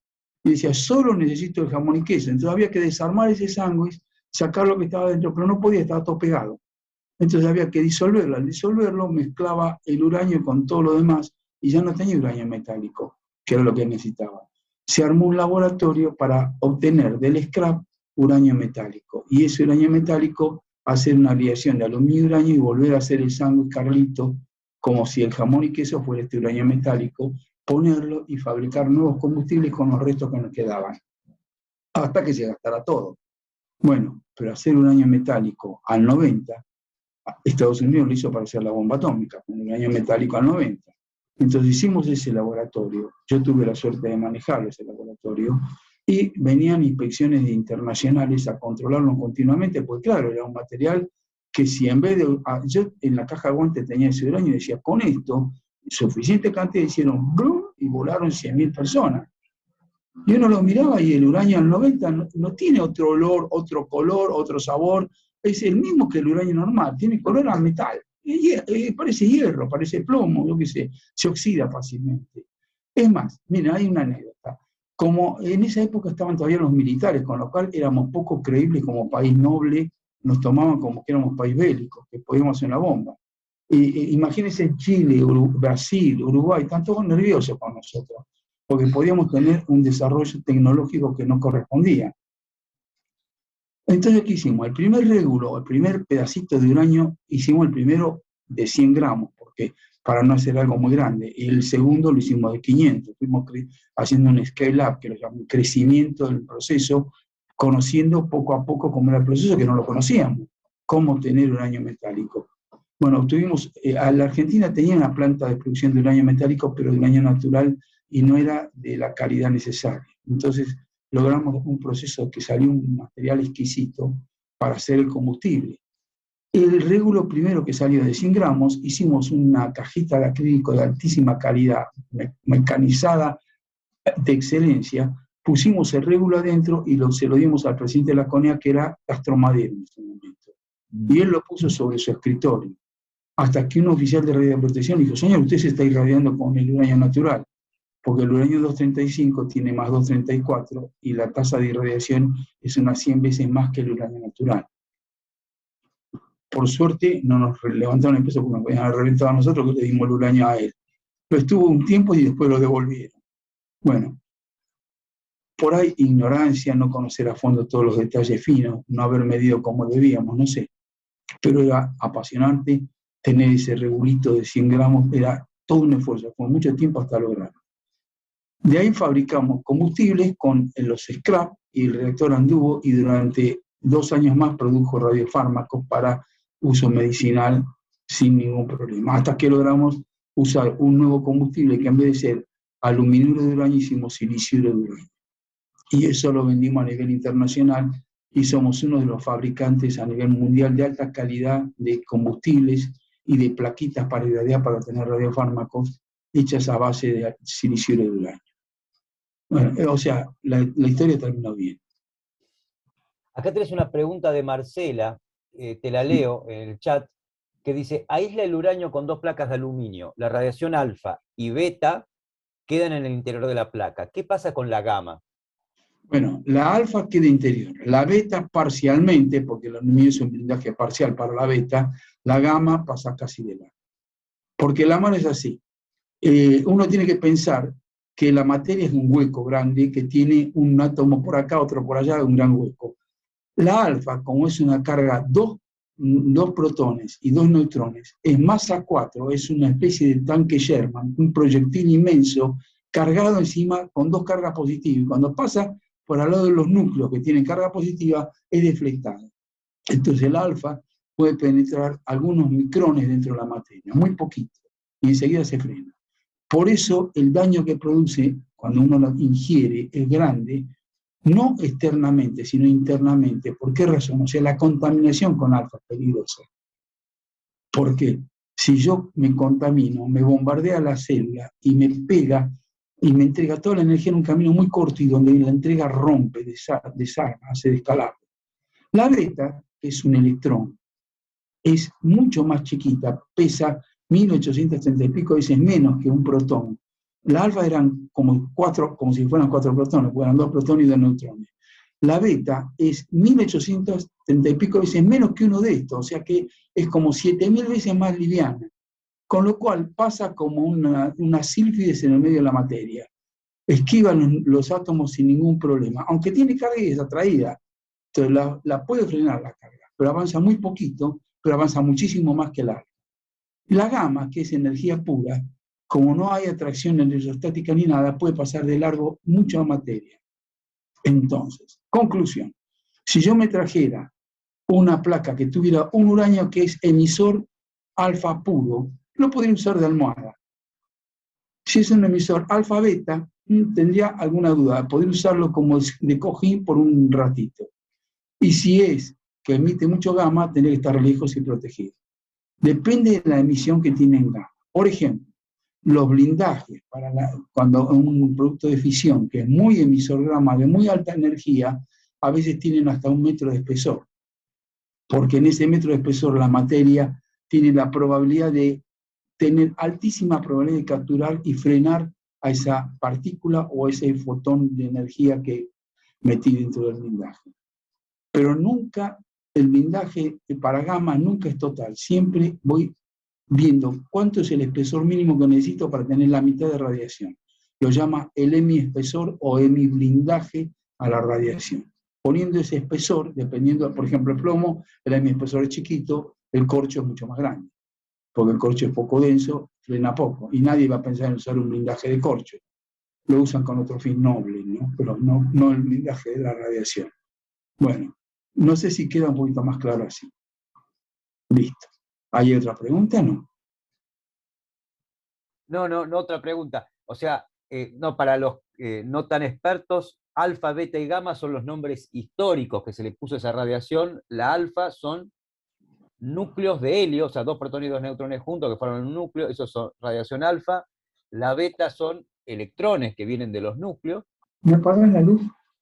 Y la gamma son fotones, ¿no? Como luz de alta energía. O sea, son 3 nombres, parecen parecidos, pero son 3 cosas muy distintas. Quedó el nombre histórico de cuando se los descubrió. Claro, la mano es la siguiente. Se la podía haber llamado radiación A, B y C, o 1, 2 y 3. Pero no se olviden también que, de alguna manera, los científicos en ese nivel tienen cierta soberbia y les gusta decir el nombre que no es para el público. Entonces, ¿cómo se llama alfa, beta y gamma? ¿No es cierto? Por ejemplo, el hidrógeno pesado no lo llamo hidrógeno pesado, lo llamo deuterio. ¿Por qué? Porque tiene que ver con la mitología griega. Y el tritio, ¿por qué lo llamo tritio? Es el hidrógeno que tiene 2 neutrones, pesa 3, y es tan inestable que es radioactivo. Los nombres que le voy dando a las cosas tienen que ver un poco con la aislación que hizo en algún momento el científico del público. El público no tenía por qué saber esto. Yo creo que fue un error, porque nos separó de alguna manera del conocimiento normal y permitió que hubiera mucho chanterío diciendo cualquier cosa de la energía nuclear, en vez de decir lo correcto. Pero bueno, forma parte, hay que vivir con eso, hay que convivir. Pero en serio, la radiación es alfa, beta y gamma. Uno puede hablar, por ejemplo, de un flujo neutrónico, hay una radiación de neutrones. El RA10 tiene lugares donde tiene que blindar neutrones porque el flujo neutrónico es muy alto. Si no pone un material que absorba neutrones, podría recibir una dosis el operador, que no es ni alfa, ni beta, ni gamma, neutrones. ¿Y qué producía ese neutrón? Le activa, por ejemplo, le pegaría al sodio que tiene en el cuerpo y el sodio 23 pasaría a ser sodio 24. Hay una probabilidad baja. O el cloro 35 pasaría a ser cloro 36. Y esos 2 elementos, que son ahora los mismos, sodio y cloro, pero otro isótopo, es inestable, es radioactivo. Y si es radioactivo, emite radiación y me está dañando el cuerpo. O sea, la transmutación, el cambiar un elemento en algo distinto, que puede ser otro elemento, como era el uranio 238 que llegaba a ser plutonio, o en otro isótopo, como puede ser el hidrógeno pasarlo a deuterio, a hidrógeno pesado, la transmutación puede ser que después de radiación o no. En general, cada vez que hago una transmutación dejo todo medio inestable y emite radiación. Hay que tener cuidado con eso, hay que hacer blindajes adecuados. Bueno, no me acuerdo si quedó más. Ah, sí. Quiere decir. ¿Puedo hacer una pregunta? Sí, por favor, adelante. Bueno, te saludo, Alejandro. Vuelvo atrás. Excelente todo. Te hago una consulta. Esto de tener uranio 238 y 235 con esa diferencia de masa, ¿es lo que se utiliza para por centrifugación enriquecer? Claro, claro. Exactamente. Hay 2 técnicas, o varias. Por ejemplo, los alemanes trataron de hacer enriquecimiento de uranio. ¿De qué manera? Tenían que separar el isótopo 235 del 238 y vieron que haciendo calentamientos violentos, enfriamientos violentos, lograban un enriquecimiento en la fase más liviana o la más pesada, depende de donde lo miran. No era el mejor método. Pero, por ejemplo, el problema principal que se planteó fue que en la época de la guerra, de la Segunda Guerra Mundial, se comunicaba a los científicos publicaban los resultados que tenían en revistas científicas. Y los alemanes tomaban la revista científica inglesa y sabían lo que estaban haciendo los ingleses. Y los ingleses lo que estaban haciendo los alemanes. Entonces de repente dijeron, para, no podemos seguir dándole información así. Entonces estaban buscando de qué manera frenar los neutrones para aumentar la probabilidad que el neutrón le pegara al uranio 238, lo transmutara, ven que ya hizo el término transmutar en uranio 239, porque lo hacían pesar más, no era el uranio ya natural, era un uranio que no existía en la naturaleza, lo vimos, ese uranio 239 pasaba a neutrino 239 y después a plutonio. Entonces, lograban hacer que el uranio 238 diera plutonio 239, que químicamente es muy distinto al uranio. Entonces luego yo disolvía ese material y hacía radioquímica, o sea, tratamiento químico de esa solución y lograba separar, por un lado, el licor con uranio y por otro lado el licor con plutonio. Ese licor con plutonio lo llevaba a un estado sólido, hacia un metal y hacia una bomba atómica. ¿Qué es lo que hizo Estados Unidos cuando tiró sobre Hiroshima, o sobre, en este caso sobre Nagasaki, la segunda bomba? Bueno, ¿cómo viene la mano? Frenar los neutrones para que le peguen bien al 238 y aumenten la probabilidad de captura neutrónica para hacer la transmutación a plutonio, necesitaban estar seguros de que hubiera algún elemento que lo frenara. Y dijeron, el grafito, que es una estructura, digamos, cristalográfica del carbono, era una estructura ideal para frenar el neutrón. Dijeron, ¿por qué? Hice una serie de cálculos. Entonces decían, vamos a poner grafito rodeando el uranio. Los neutrones que salgan del uranio no solo iban a rebotar y volver al núcleo, sino que también se iban a frenar y iban a trabajar como debían. Pero los ingleses les mandaron un informe diciendo que la sección eficaz de captura que tenía el grafito era muy alta, con lo cual, si era así, el neutrón, en vez de ir y volver hacia el uranio, se iba a ser absorbido por el grafito y no iba a pegarle al uranio. Entonces los alemanes dijeron, opa, con grafito no puedo hacer un reactor, hagámoslo con el otro elemento que sabemos que puede andar, que es el agua pesada. ¿Qué hicieron? Fueron a Noruega, que la habían invadido, tomaron todas las centrales eléctricas que tenían en Noruega, hidroeléctricas, hicieron que destilara, hiciera hidrólisis del agua y que concentrara en deuterio, hicieron un agua pesada por concentración electroquímica, luego por evaporación, destilación fraccionada. De esa manera lograron tener agua pesada. Cuando cruzaban el mar Báltico, los ingleses rendían los barcos. Entonces nunca llegaba el agua pesada a los alemanes y no lograron armar un reactor porque si no hubieran hecho una bomba atómica y el mundo hubiera sido distinto. La información que se transmite a veces no tiene un viso tecnológico y científico, sino un viso político o estratégico. O sea, a veces es delicado cómo se interpreta la información. Tiene que ver, un ejemplo válido ese, ¿no? No sé si con eso le quedó... perdón, entonces. Lo de la centrifugación. La centrifugación. Si yo tengo y hago por ejemplo, un compuesto gaseoso, que el único compuesto gaseoso que tiene el uranio es uno con flúor, el hexafluoruro de uranio. Es flúor con uranio, 6 flúor unidos a un uranio. Como el flúor tiene peso molecular solo 19, no tiene isótopos, yo puedo hacer el hexafluoruro de uranio 235 o el hexafluoruro de uranio 238. Uno va a tener 6 flúor y un uranio 238, el otro va a tener 6 flúor y un uranio 235. La única diferencia es que tenga 235 o 238 en el peso. Va a pesar un poco más el hexafluoruro del 238. Si yo lo meto en una centrífuga tipo, respetando el nombre, el Koinor, y lo agito violentamente a alta velocidad, yo obligo que el más pesado se vaya contra la pared y el más liviano quede un poquito más adentro. Es como la calecita esa que vemos en la plaza, que los chicos se sientan y la hacen girar rápidamente. No, casi ya no existe más, en una época había muchas de esas calecitas. Entonces el pibe que era más flaquito, si se sentaba adentro quedaba bien, y el gordito se sentaba afuera, salía volando, porque estaba del lado de afuera y la fuerza centrífuga lo tiraba para afuera. Si uno luego, haciendo girar ese tacho a alta velocidad, le puede escarbar contra la pared del tacho o un poquito más adentro, si escarbo más adentro, junto una concentración de 235 más grande que el uranio natural. Y de esa manera enriquecí, me llevé los chips de chocolate que sea de la torta, los tengo más hacia adentro. Es más livianito y quedó del lado de adentro.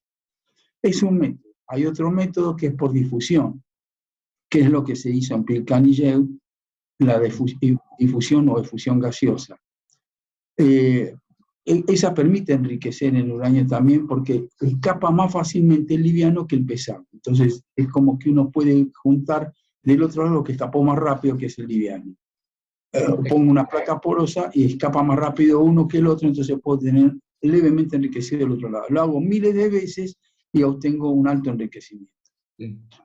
Después también puede ser que con un láser le pegue al enlace con que tengo hecho el 235 con el uranio, con el flúor, o el 235 con el 238 con el flúor. Según las energías que necesito pegarle no son exactamente igual, porque aunque no es muy importante el cambio de la energía en las valencias, cómo se comporta, son uráneos los dos, el 235 y el 238, pero hay una leve diferencia en la energía, y como el láser es muy selectivo en la energía, puedo darle el tuning adecuado y hacer que se disocie solo el 235 o el 238, y juntar uno o el otro.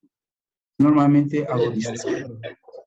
Y hay otro que es hacer uranio gas, digamos, el metal lo caliento a muy alta temperatura en vacío, y ahí le pego con un fotón también de un láser adecuado, y ionizo solamente al 235 y en un campo eléctrico lo puedo juntar. Es la técnica que están andando en este mundo. Esa permite hacer casi de una sola pasada uranio de altísimo enriquecimiento. No, yo lo único que escuchaba que en Irán habían encontrado laboratorios de centrifugado de uranio que obviamente lo hicieron con el fin de hacer una bomba atómica. Bueno, uno podría decir y vender que no, porque enriquezco solamente. Mire, la mano es así, como cada centrífuga enriquece bastante. Si yo quiero hacer una gran cantidad, pongo un montón de centrífugas en paralelo, que todos enriquecen un poquito, pero mucha masa, porque son muchas centrífugas. O puedo ser maldito, ponerlas todas en serie, sí, y a cada una, lo que enriqueció la primera, enriqueció la. Claro, entonces, cuando uno tiene la centrífuga, puede ser noble y hacer combustible para un reactor, o maldito y hacer uranio para una bomba, sí, que es lo que Irak trató de alguna manera, se trató de hacer. Pero es entrar en política, que eso ya es difícil de decirlo, porque hay intereses de todos lados, ¿no? Excelente. El que lo dice y el que lo hace. Excelente, excelente. Gracias, Alejandro. Por favor. Me queda un cachito para ver lo que estábamos hablando recién del torio y del uranio, solamente para que quede más claro. El ciclo, y hay dos de transparencia y terminaríamos esta presentación. Después hay otra que podemos mostrar un poquito de combustible, si eso me interesa. Pero miren, el ciclo uranio que tiene principalmente el 238 y el 235, ni le doy bolilla al 234. Entonces, porque era muy poquito, además no participa casi en las reacciones nucleares. Porque claro, ¿por qué no participa? Porque aunque si yo pongo nada de un material, va a participar casi nada en la reacción nuclear. O sea, si hay muy poco 234, es muy poco probable que un neutrón lo vea. Y la mayoría de las veces la reacción que hace es que el 234 captura el neutrón y pasa a 235, entonces deja de ser 234. Es muy raro que ocurra una reacción al revés.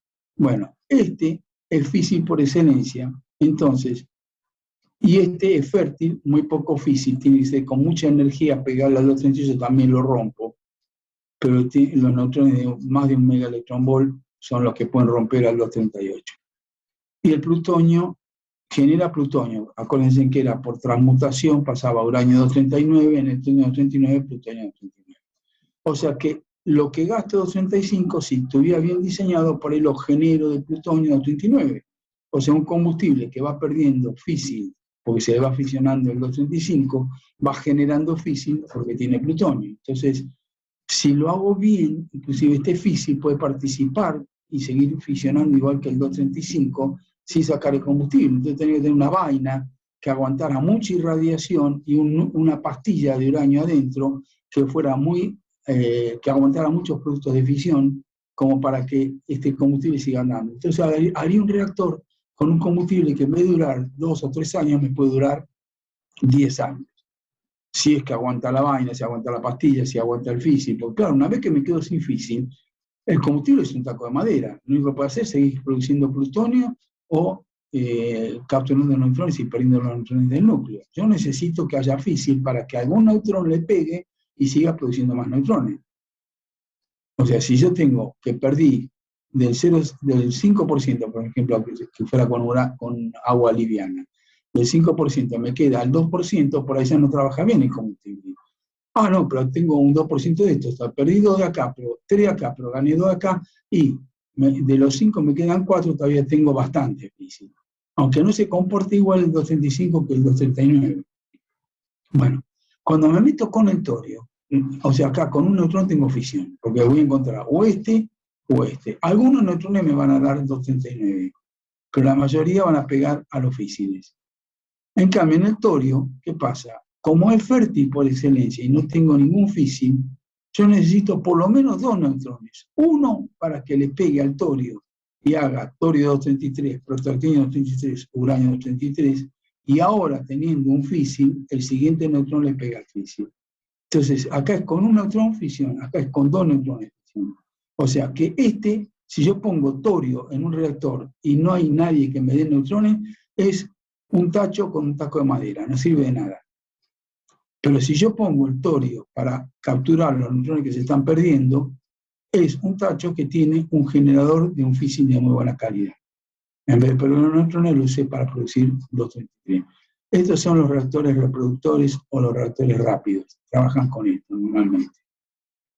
Hubo un premio Nobel que hizo un ciclo de torio para entregarle a los países subdesarrollados que teniendo un combustible hecho con torio, permitían torio con plutonio, toda una mezcolanza rara, permitía que el combustible durara mucho tiempo, entonces podía ir un team de la IAEA, del organismo internacional, a cambiar el combustible una vez cada 5 años, y los operadores del país solamente podían darle más o menos potencia, sacar más o menos energía y nada más. No tocar, para que nadie pudiera sacar un combustible y recuperar plutonio o uranio y hacer una bomba. Era un fin no bélico, digamos, pero era manejar al país directamente, ¿no? Es difícil. Políticamente era complicado. Bueno, y para ver la última que nos quedaría acá sería, si yo tengo torio 232, ¿se acuerdan que le pegaba con un neutrón, si no lo perdía el neutrón, me daba torio 233, protactinio y uranio, y tardaba unos 27 días en desintegrar este protactinio. El problema era que cuando los neutrones le seguían pegando, ya no solo el torio, sino el uranio que se generaba, el 11% de este uranio podía capturar el neutrón y transmutar a 234 y no perdía el neutrón ese.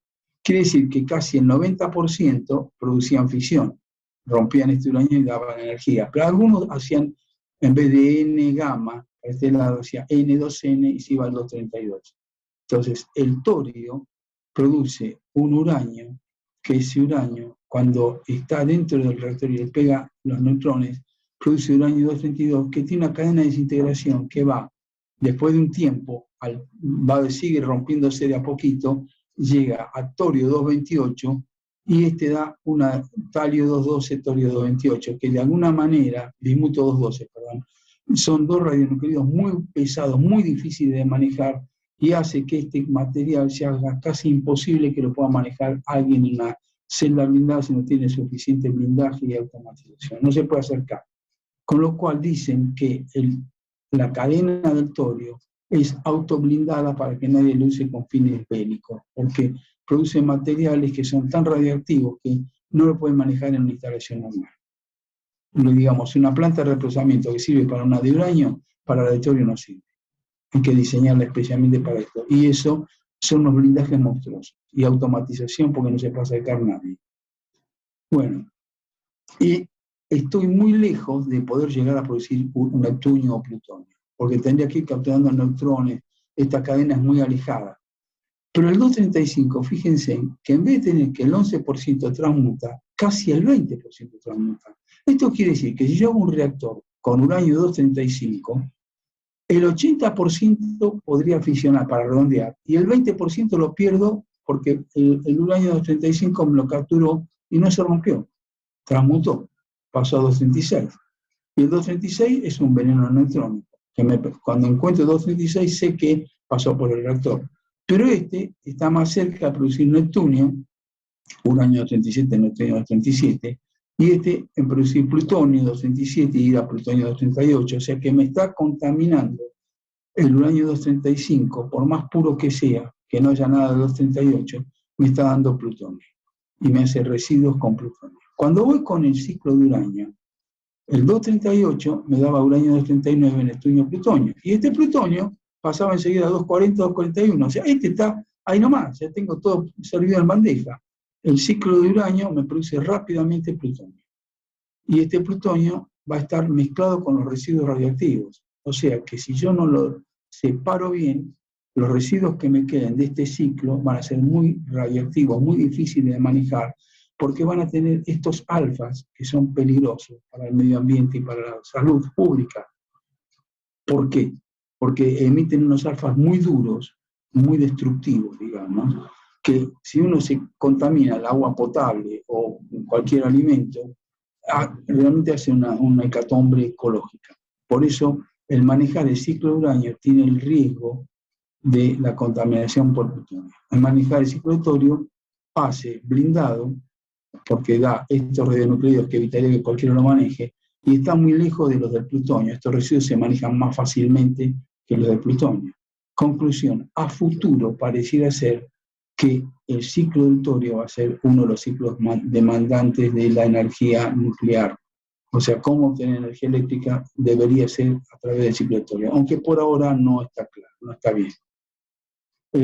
Hay un dato muy importante, parece ser que el reactor CANDU es un reactor totalmente apto para ser usado en estos ciclos, cosa que los reactores PWR no es tan fácil. Bueno, con esto creo que, mostraba acá que había americio y otros compuestos jorobados, que son los que perjudican porque tienen una vida media tan grande. Fíjense, necesito pasar 700 años para que la mitad del americio desaparezca. Si yo digo que la mitad, al otro 700 años me queda la cuarta parte, al otro 700 años me queda la octava parte, la mitad de la mitad de la mitad de la mitad, 10 veces, me queda la merísima parte. O sea, voy un medio, un cuarto, un octavo, un 16, un 32, un 64, un 128, un 256, un 512, un 1024. Después pasar 10 vidas medias, llegué a un milésimo. Si yo quiero llegar a, en vez de 1 kilo, tener 1 gramo de americio, tengo que pasar 10 vidas medias. ¿Cuántos son?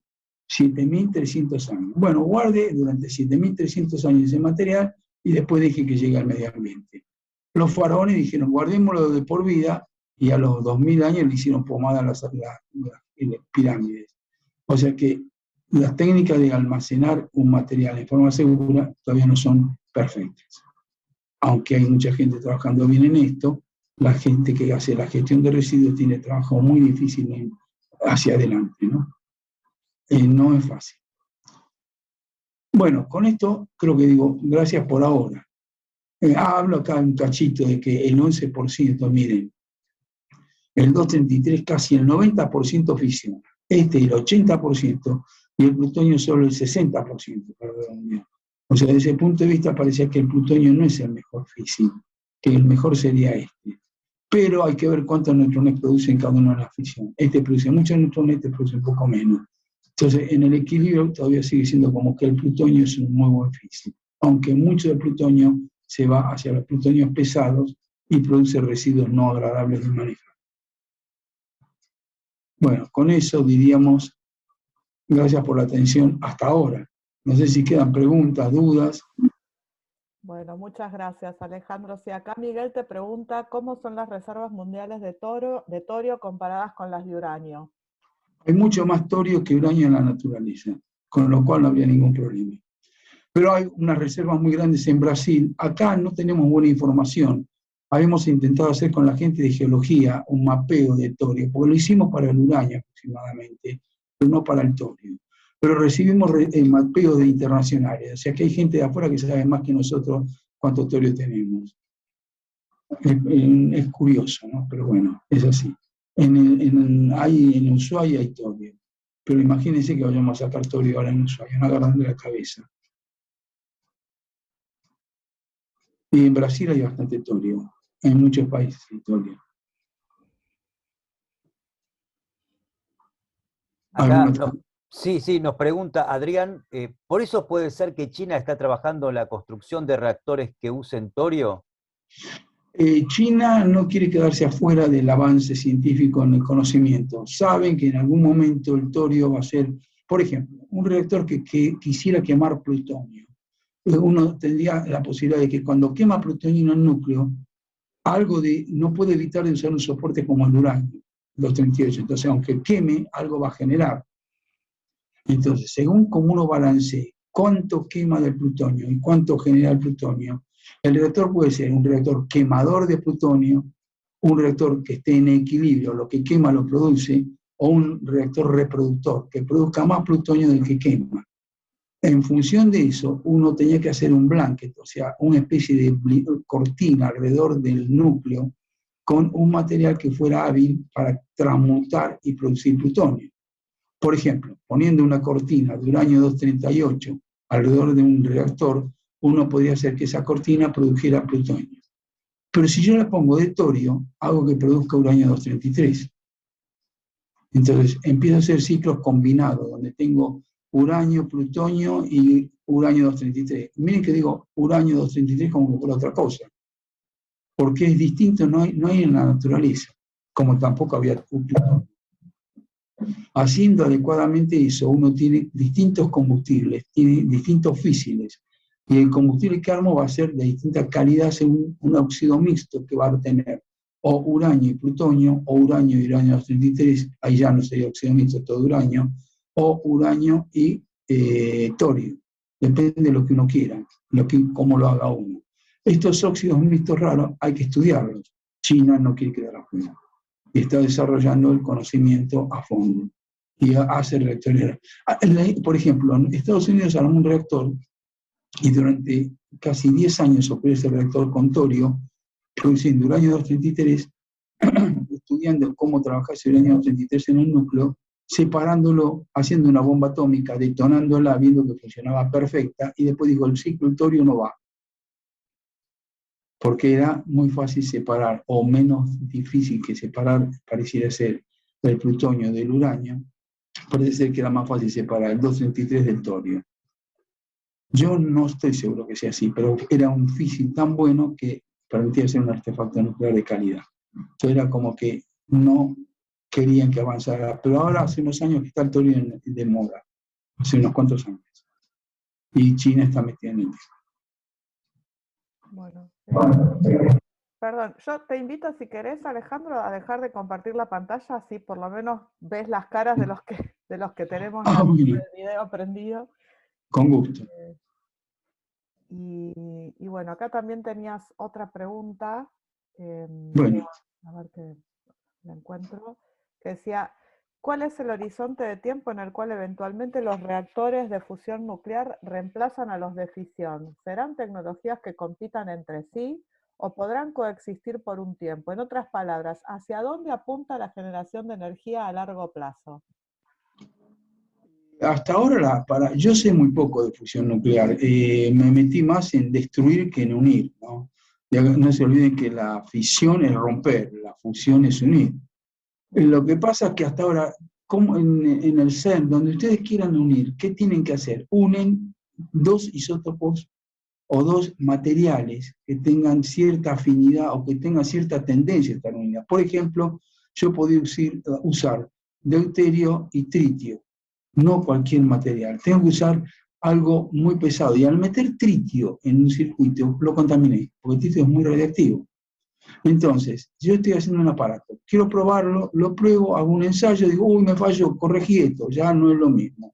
El aparato está contaminado. Y cuando fusiona, yo libero también materiales radiactivos como ser isótopos raros o neutrones. Y eso, activo cosas, no es algo tan sencillo.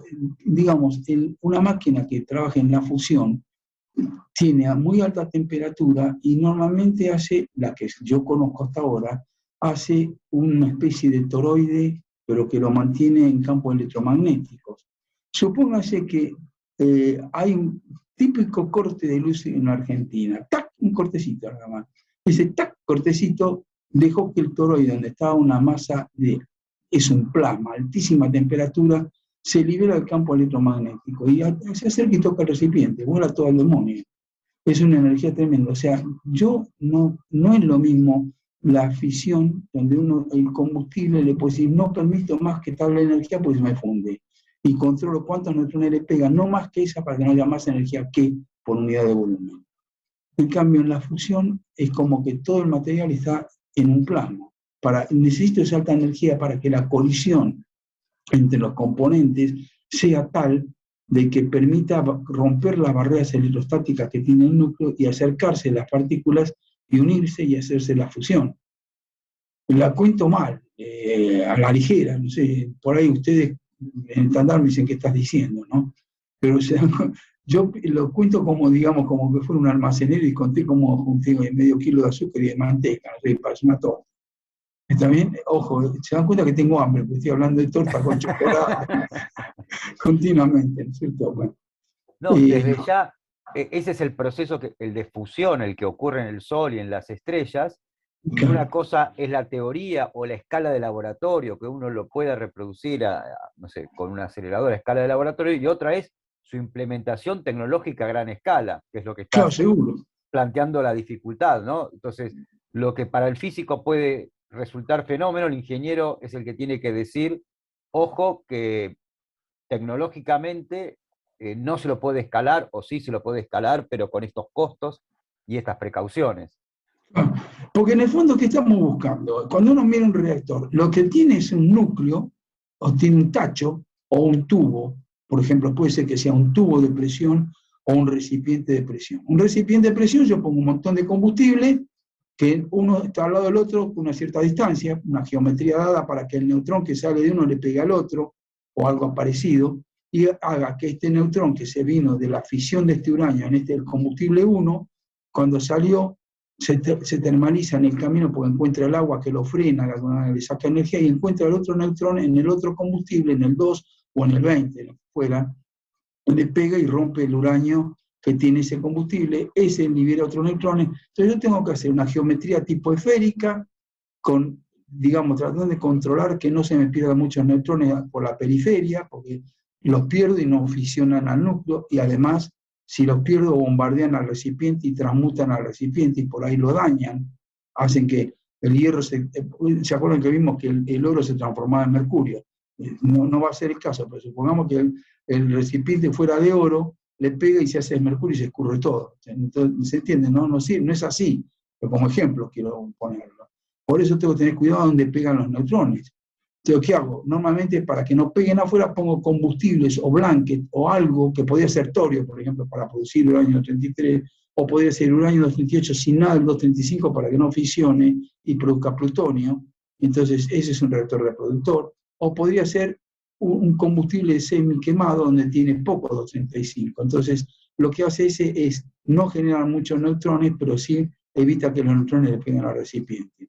Ahora, vamos a la práctica. Ese recipiente permite tener el combustible que se calienta por la fisión, y como lo refrigero con agua, el agua de refrigeración, que se llama el circuito primario, se calienta, y ese agua caliente debería de ir a generar el trabajo en una turbina. Pero como puede haber una pérdida en un combustible, ese lo hago en un circuito cerrado para que no vaya a contaminar nada más. O sea, que el agua que sale ahí caliente pasa por un tubo que se calienta como loco afuera, lo llamo generador de vapor. Del lado dentro paso el agua caliente y del lado afuera paso agua fría que se calienta a expensas de enfriar el agua caliente. ¿Se entiende? O sea, el agua que vino por el núcleo se calienta con la fisión. Se enfría calentando el agua del secundario, que sería la que estoy diciendo ahora. Ese agua fría vuelve al núcleo, se vuelve a calentar el agua del secundario. El agua del secundario hace vapor, y ese vapor hace andar una turbina. La turbina hace andar una dinamo, y la dinamo da energía eléctrica. Ese es el objetivo. ¿Cómo hago con el reactor de fusión?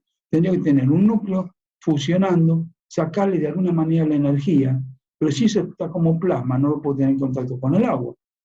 Tengo que sacar energía radiante. ¿Cómo extraigo la energía radiante? Es otro problema. Yo no conozco, no sé cómo lo hacen para sacar la energía. Sé que probaron un reactor de fusión y que anduvo por más de un minuto produciendo más energía de la que gastaba para funcionar. Con lo cual quiere decir, ya superamos un nivel. El primer nivel era que produzca más de lo que gasta. Si no, imagínense qué negocio, que gaste más de lo que produce.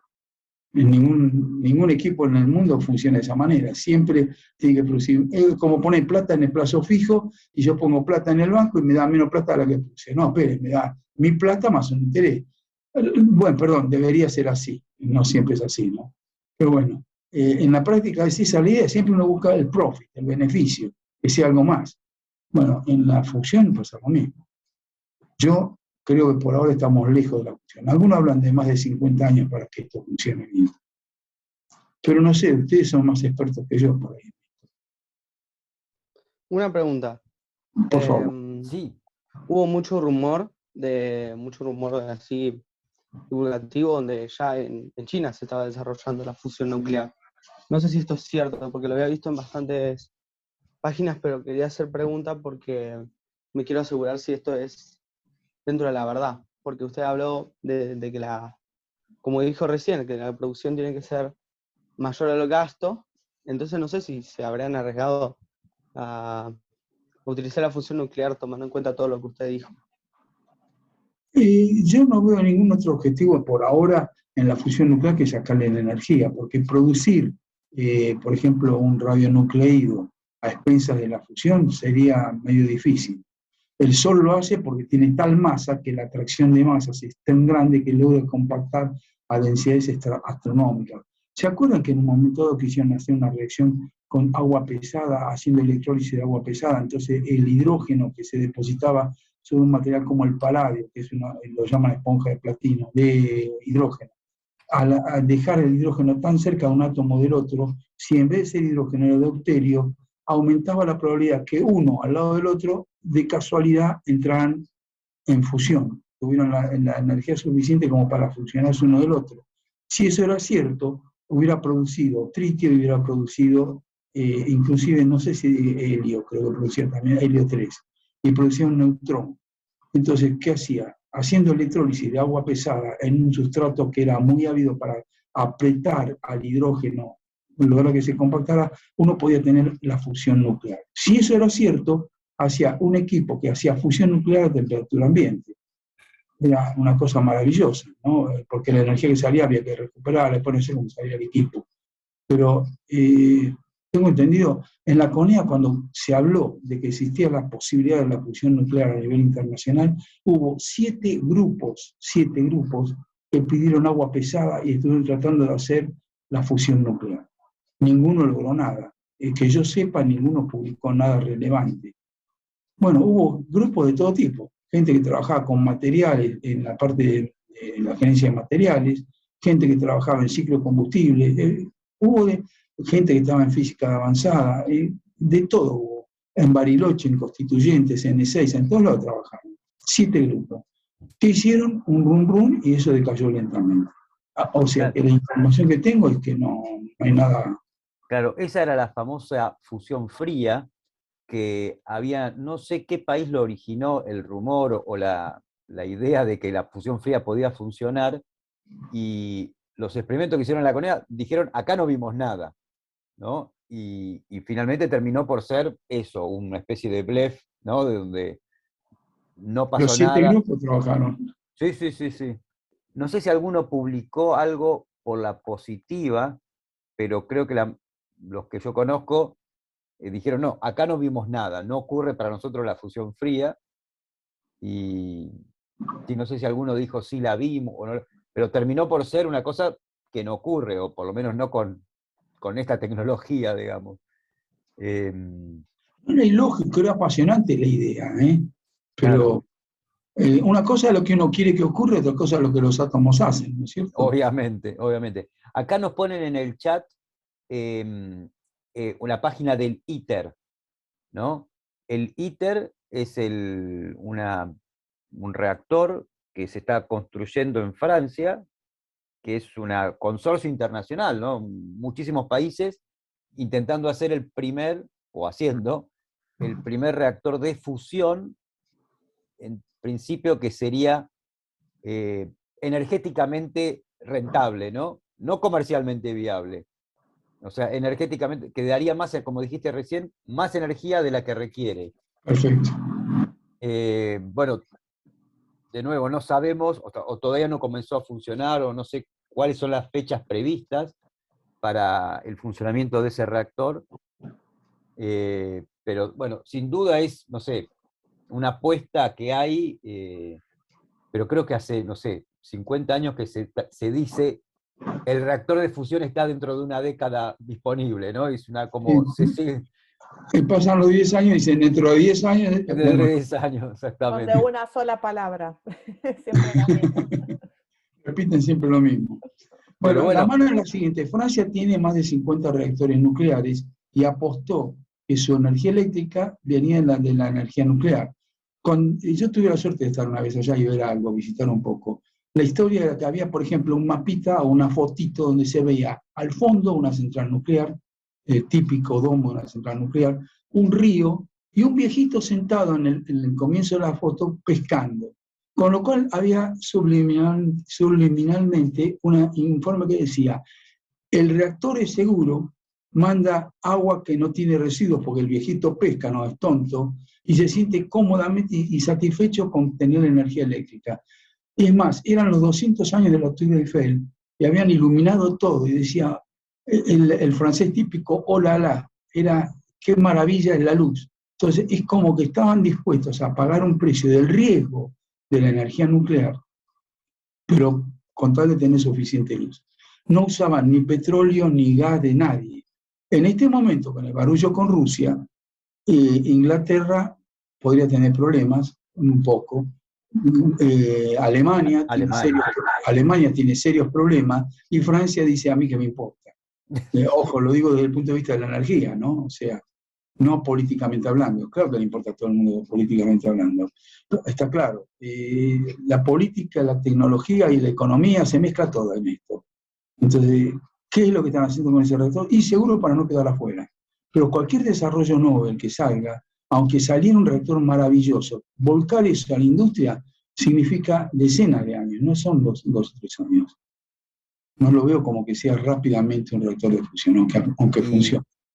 Y el calentamiento global que está teniendo lugar por el uso de combustibles fósiles, o sea, quemar petróleo para generar electricidad, ponen un riesgo inminente, un riesgo de un calentamiento irreversible del planeta en pocos años. En el término de 5 o 10 años podemos tener subidas del nivel del mar, inundación por ejemplo, Argentina podría ser muy afectado por eso, podría inundarse toda la zona fértil de Argentina y no poder producir más alimentos que nuestro sustento. Parte de la capital.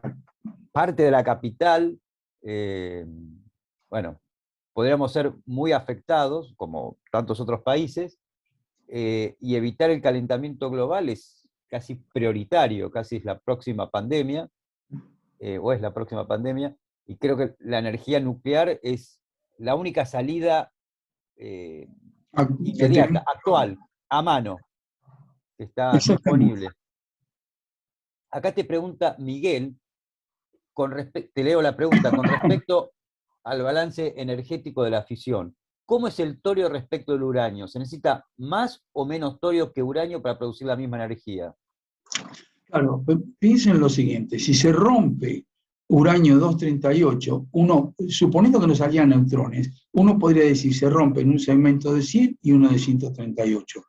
Si se rompe uranio 235, saldría uno de 100 o de 99 y uno de 135 o de 134. O sea, la diferencia en masa es pequeña. Entonces, el problema es cuál es la energía de unión que tiene esos nucleídos. O sea, ¿es parecida o es más o es menos? ¿Por qué el 235 es fisi? Cuando captura el neutrón pasa a 236. ¿Y qué pasa en ese momento? ¿Cuál es la relación neutrón-protón que tiene? ¿Cómo es que la arreglé? Decirlo a simple vista, aunque está muy cerca los dos, porque fíjense que el torio no se fisiona como torio, fisiona como uranio 233. Para que el torio fisione, si el uranio fisiona en un reactor nuclear normal, el 238, es cuando está llegando cerca del megaelectronvolt. El torio necesita mucho más de un megaelectronvolt. Dice que para que haya una fisión razonable tiene que ser por lo menos 1,3. O sea que es como que es más, pareciera ser, a esto dicho desde mi punto de vista, como que es más estable ese núcleo. puede absorber el neutrón, pero no acepta que el neutrón lo rompa. Porque podría ser transmutar a torio-233 y dar uranio-233, o recibir el neutrón, pasar de torio-232 a torio-233 y romperse. Pero miren qué casualidad. El 235 pasa a 236, par. El torio, cuando captura, pasa a 233, impar. Entonces no es exactamente igual. Cuando uno empieza a hilar fino, cómo se comporta la relación protón-neutrón en el torio con respecto al uranio es distinto. Pero globalmente, así macroscópicamente, uno diría que la fisión del torio y la del uranio, o sea, la fisión del isótopo del torio que corresponde al 233, es más o menos parecida. No hay gran diferencia. Podrá haber un porcentaje, pero no influye en que haga un reactor de un tipo o del otro. Grosamente, ¿no? No en detalle fino. Ahí te agradece, Miguel. Bueno, no, gracias a vos, Miguel, por estar acá. Una pregunta, Alejandro. Si yo tuviera 18 años y quiero terminar trabajando de esto, ¿qué estudio? Claro. Yo cuando me quise empezar a estudiar me gustaba, de alguna manera, tenía un profesor en la secundaria de química muy bueno. El profesor Galeana realmente era un capo de esos tipos que cálidos para explicar, que tenía una técnica de explicar muy buena. Entonces yo dije, quiero ser químico. Y un día dije, oye, pará, ¿por qué no soy ingeniero químico? Es mejor, más lindo. Para mí, claro, pensaba que hacía fierrito, que tenía alguna forma de construir. Pensé que era mejor, pero no sé si era por soberbia de ser ingeniero químico, no solo químico, que era como más estatus, o era porque realmente me gustaba armar y desarmar cosas, planificar, diseñar, conocer cómo hacer un laboratorio, por ejemplo, o un equipo. Bueno, estudié, me empezó a gustar, en algún momento se complicó, era apasionante, pero cuando una cosa no me gustaba, que era la electroquímica. ¿Qué trabajo consigo en la universidad?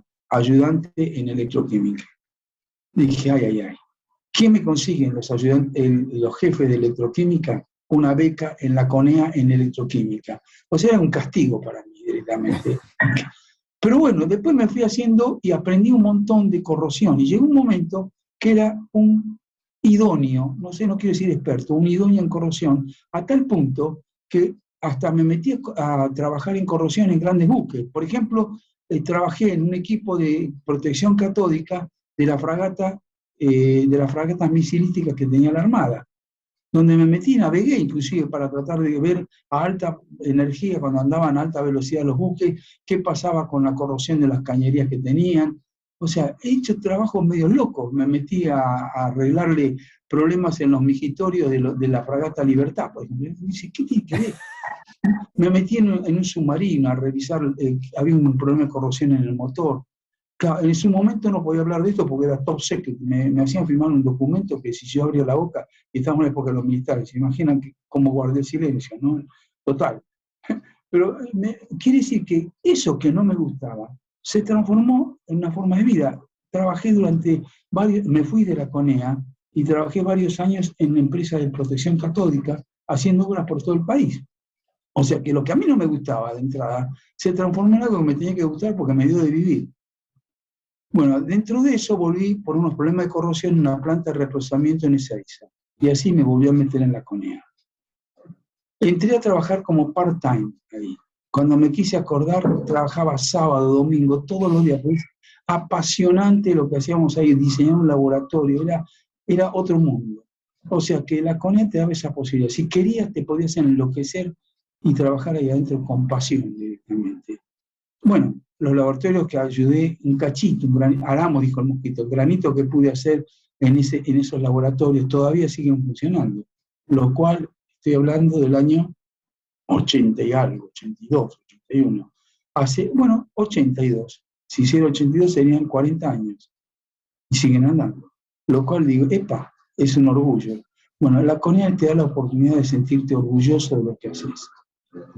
O sea, no sé si es que cuál es el trabajo. Cualquiera de los temas que te metas es un mundo completo. Uno abre la hoja de ese libro y aparece otro libro y otro libro, no termina nunca, y es apasionante todo lo que puede descubrir. Yo diría, Poné pasión en lo que haces, nada más. Lo demás es suficiente, viene solo. Buenísimo, buenísimo. Vos, Alejandro, sos profesor en el Instituto Dan Benninson. Doy unas materias que llaman ciclo de combustible nuclear y otra que se llama seguridad nuclear. Claro. Dos materias que ayudan, inclusive le di a la gente del RA10 para los profesionales que se están, y los técnicos se están capacitando para operar el reactor. Formé parte del grupo que ayudó a capacitarlos, ¿no? O sea, recibirlo, seleccionarlo, hay un montón de temas. He participado un poquito, lo cual me sentí orgulloso porque es una maravilla de reactor.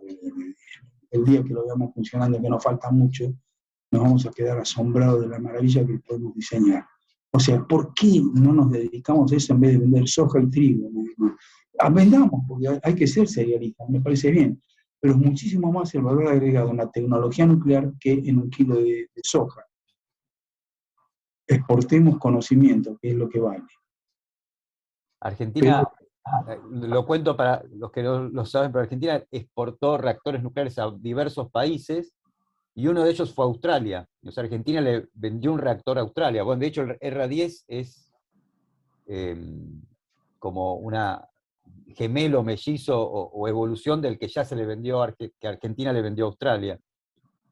Cuento un detalle del reactor ese. El jefe de operaciones del reactor de Bariloche, del RA6, fue a poner en marcha el reactor, es uno de los que formó parte del grupo de arranque del reactor que le vendimos, que INVAP y la CONEA le vendieron a Australia. Bueno, montaron el reactor, arrancó, y el presidente de la Comisión de Energía Atómica australiana escribió una nota, que me la mandaron, en algún lado la tengo, que decía: díganme por qué nosotros no podemos hacer lo mismo que hizo Argentina, un país chico, dice, con esa gente, ¿por qué no podemos tener ese nivel de conocimiento? El tipo se lamentaba del nivel tecnológico que teníamos nosotros. Eso nunca salió en los diarios que yo sé.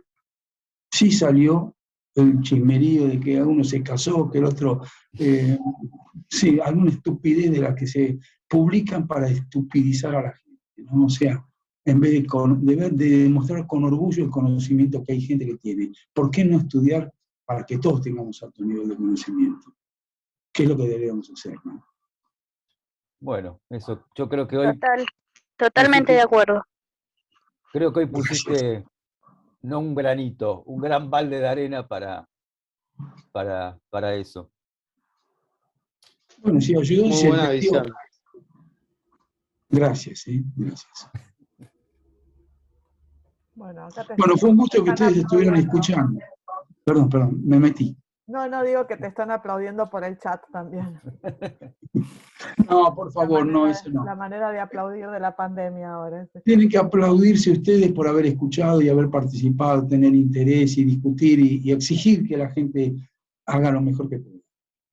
Porque también tenemos que aprender a exigir, que sea todo de alto nivel. No permitir que decaigan más cosas.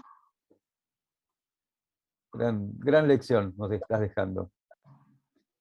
No, eso es parte de lo que me enseñaron en la CONEA, ¿no? O sea, la CONEA fue un estilo de vida directamente, lo cual me jubilé y sigo metido ahí adentro, no puedo salir, lo cual está mal, porque uno tiene que descansar, pero bueno, pero forma parte, digamos, ¿cuál es mi función ahora?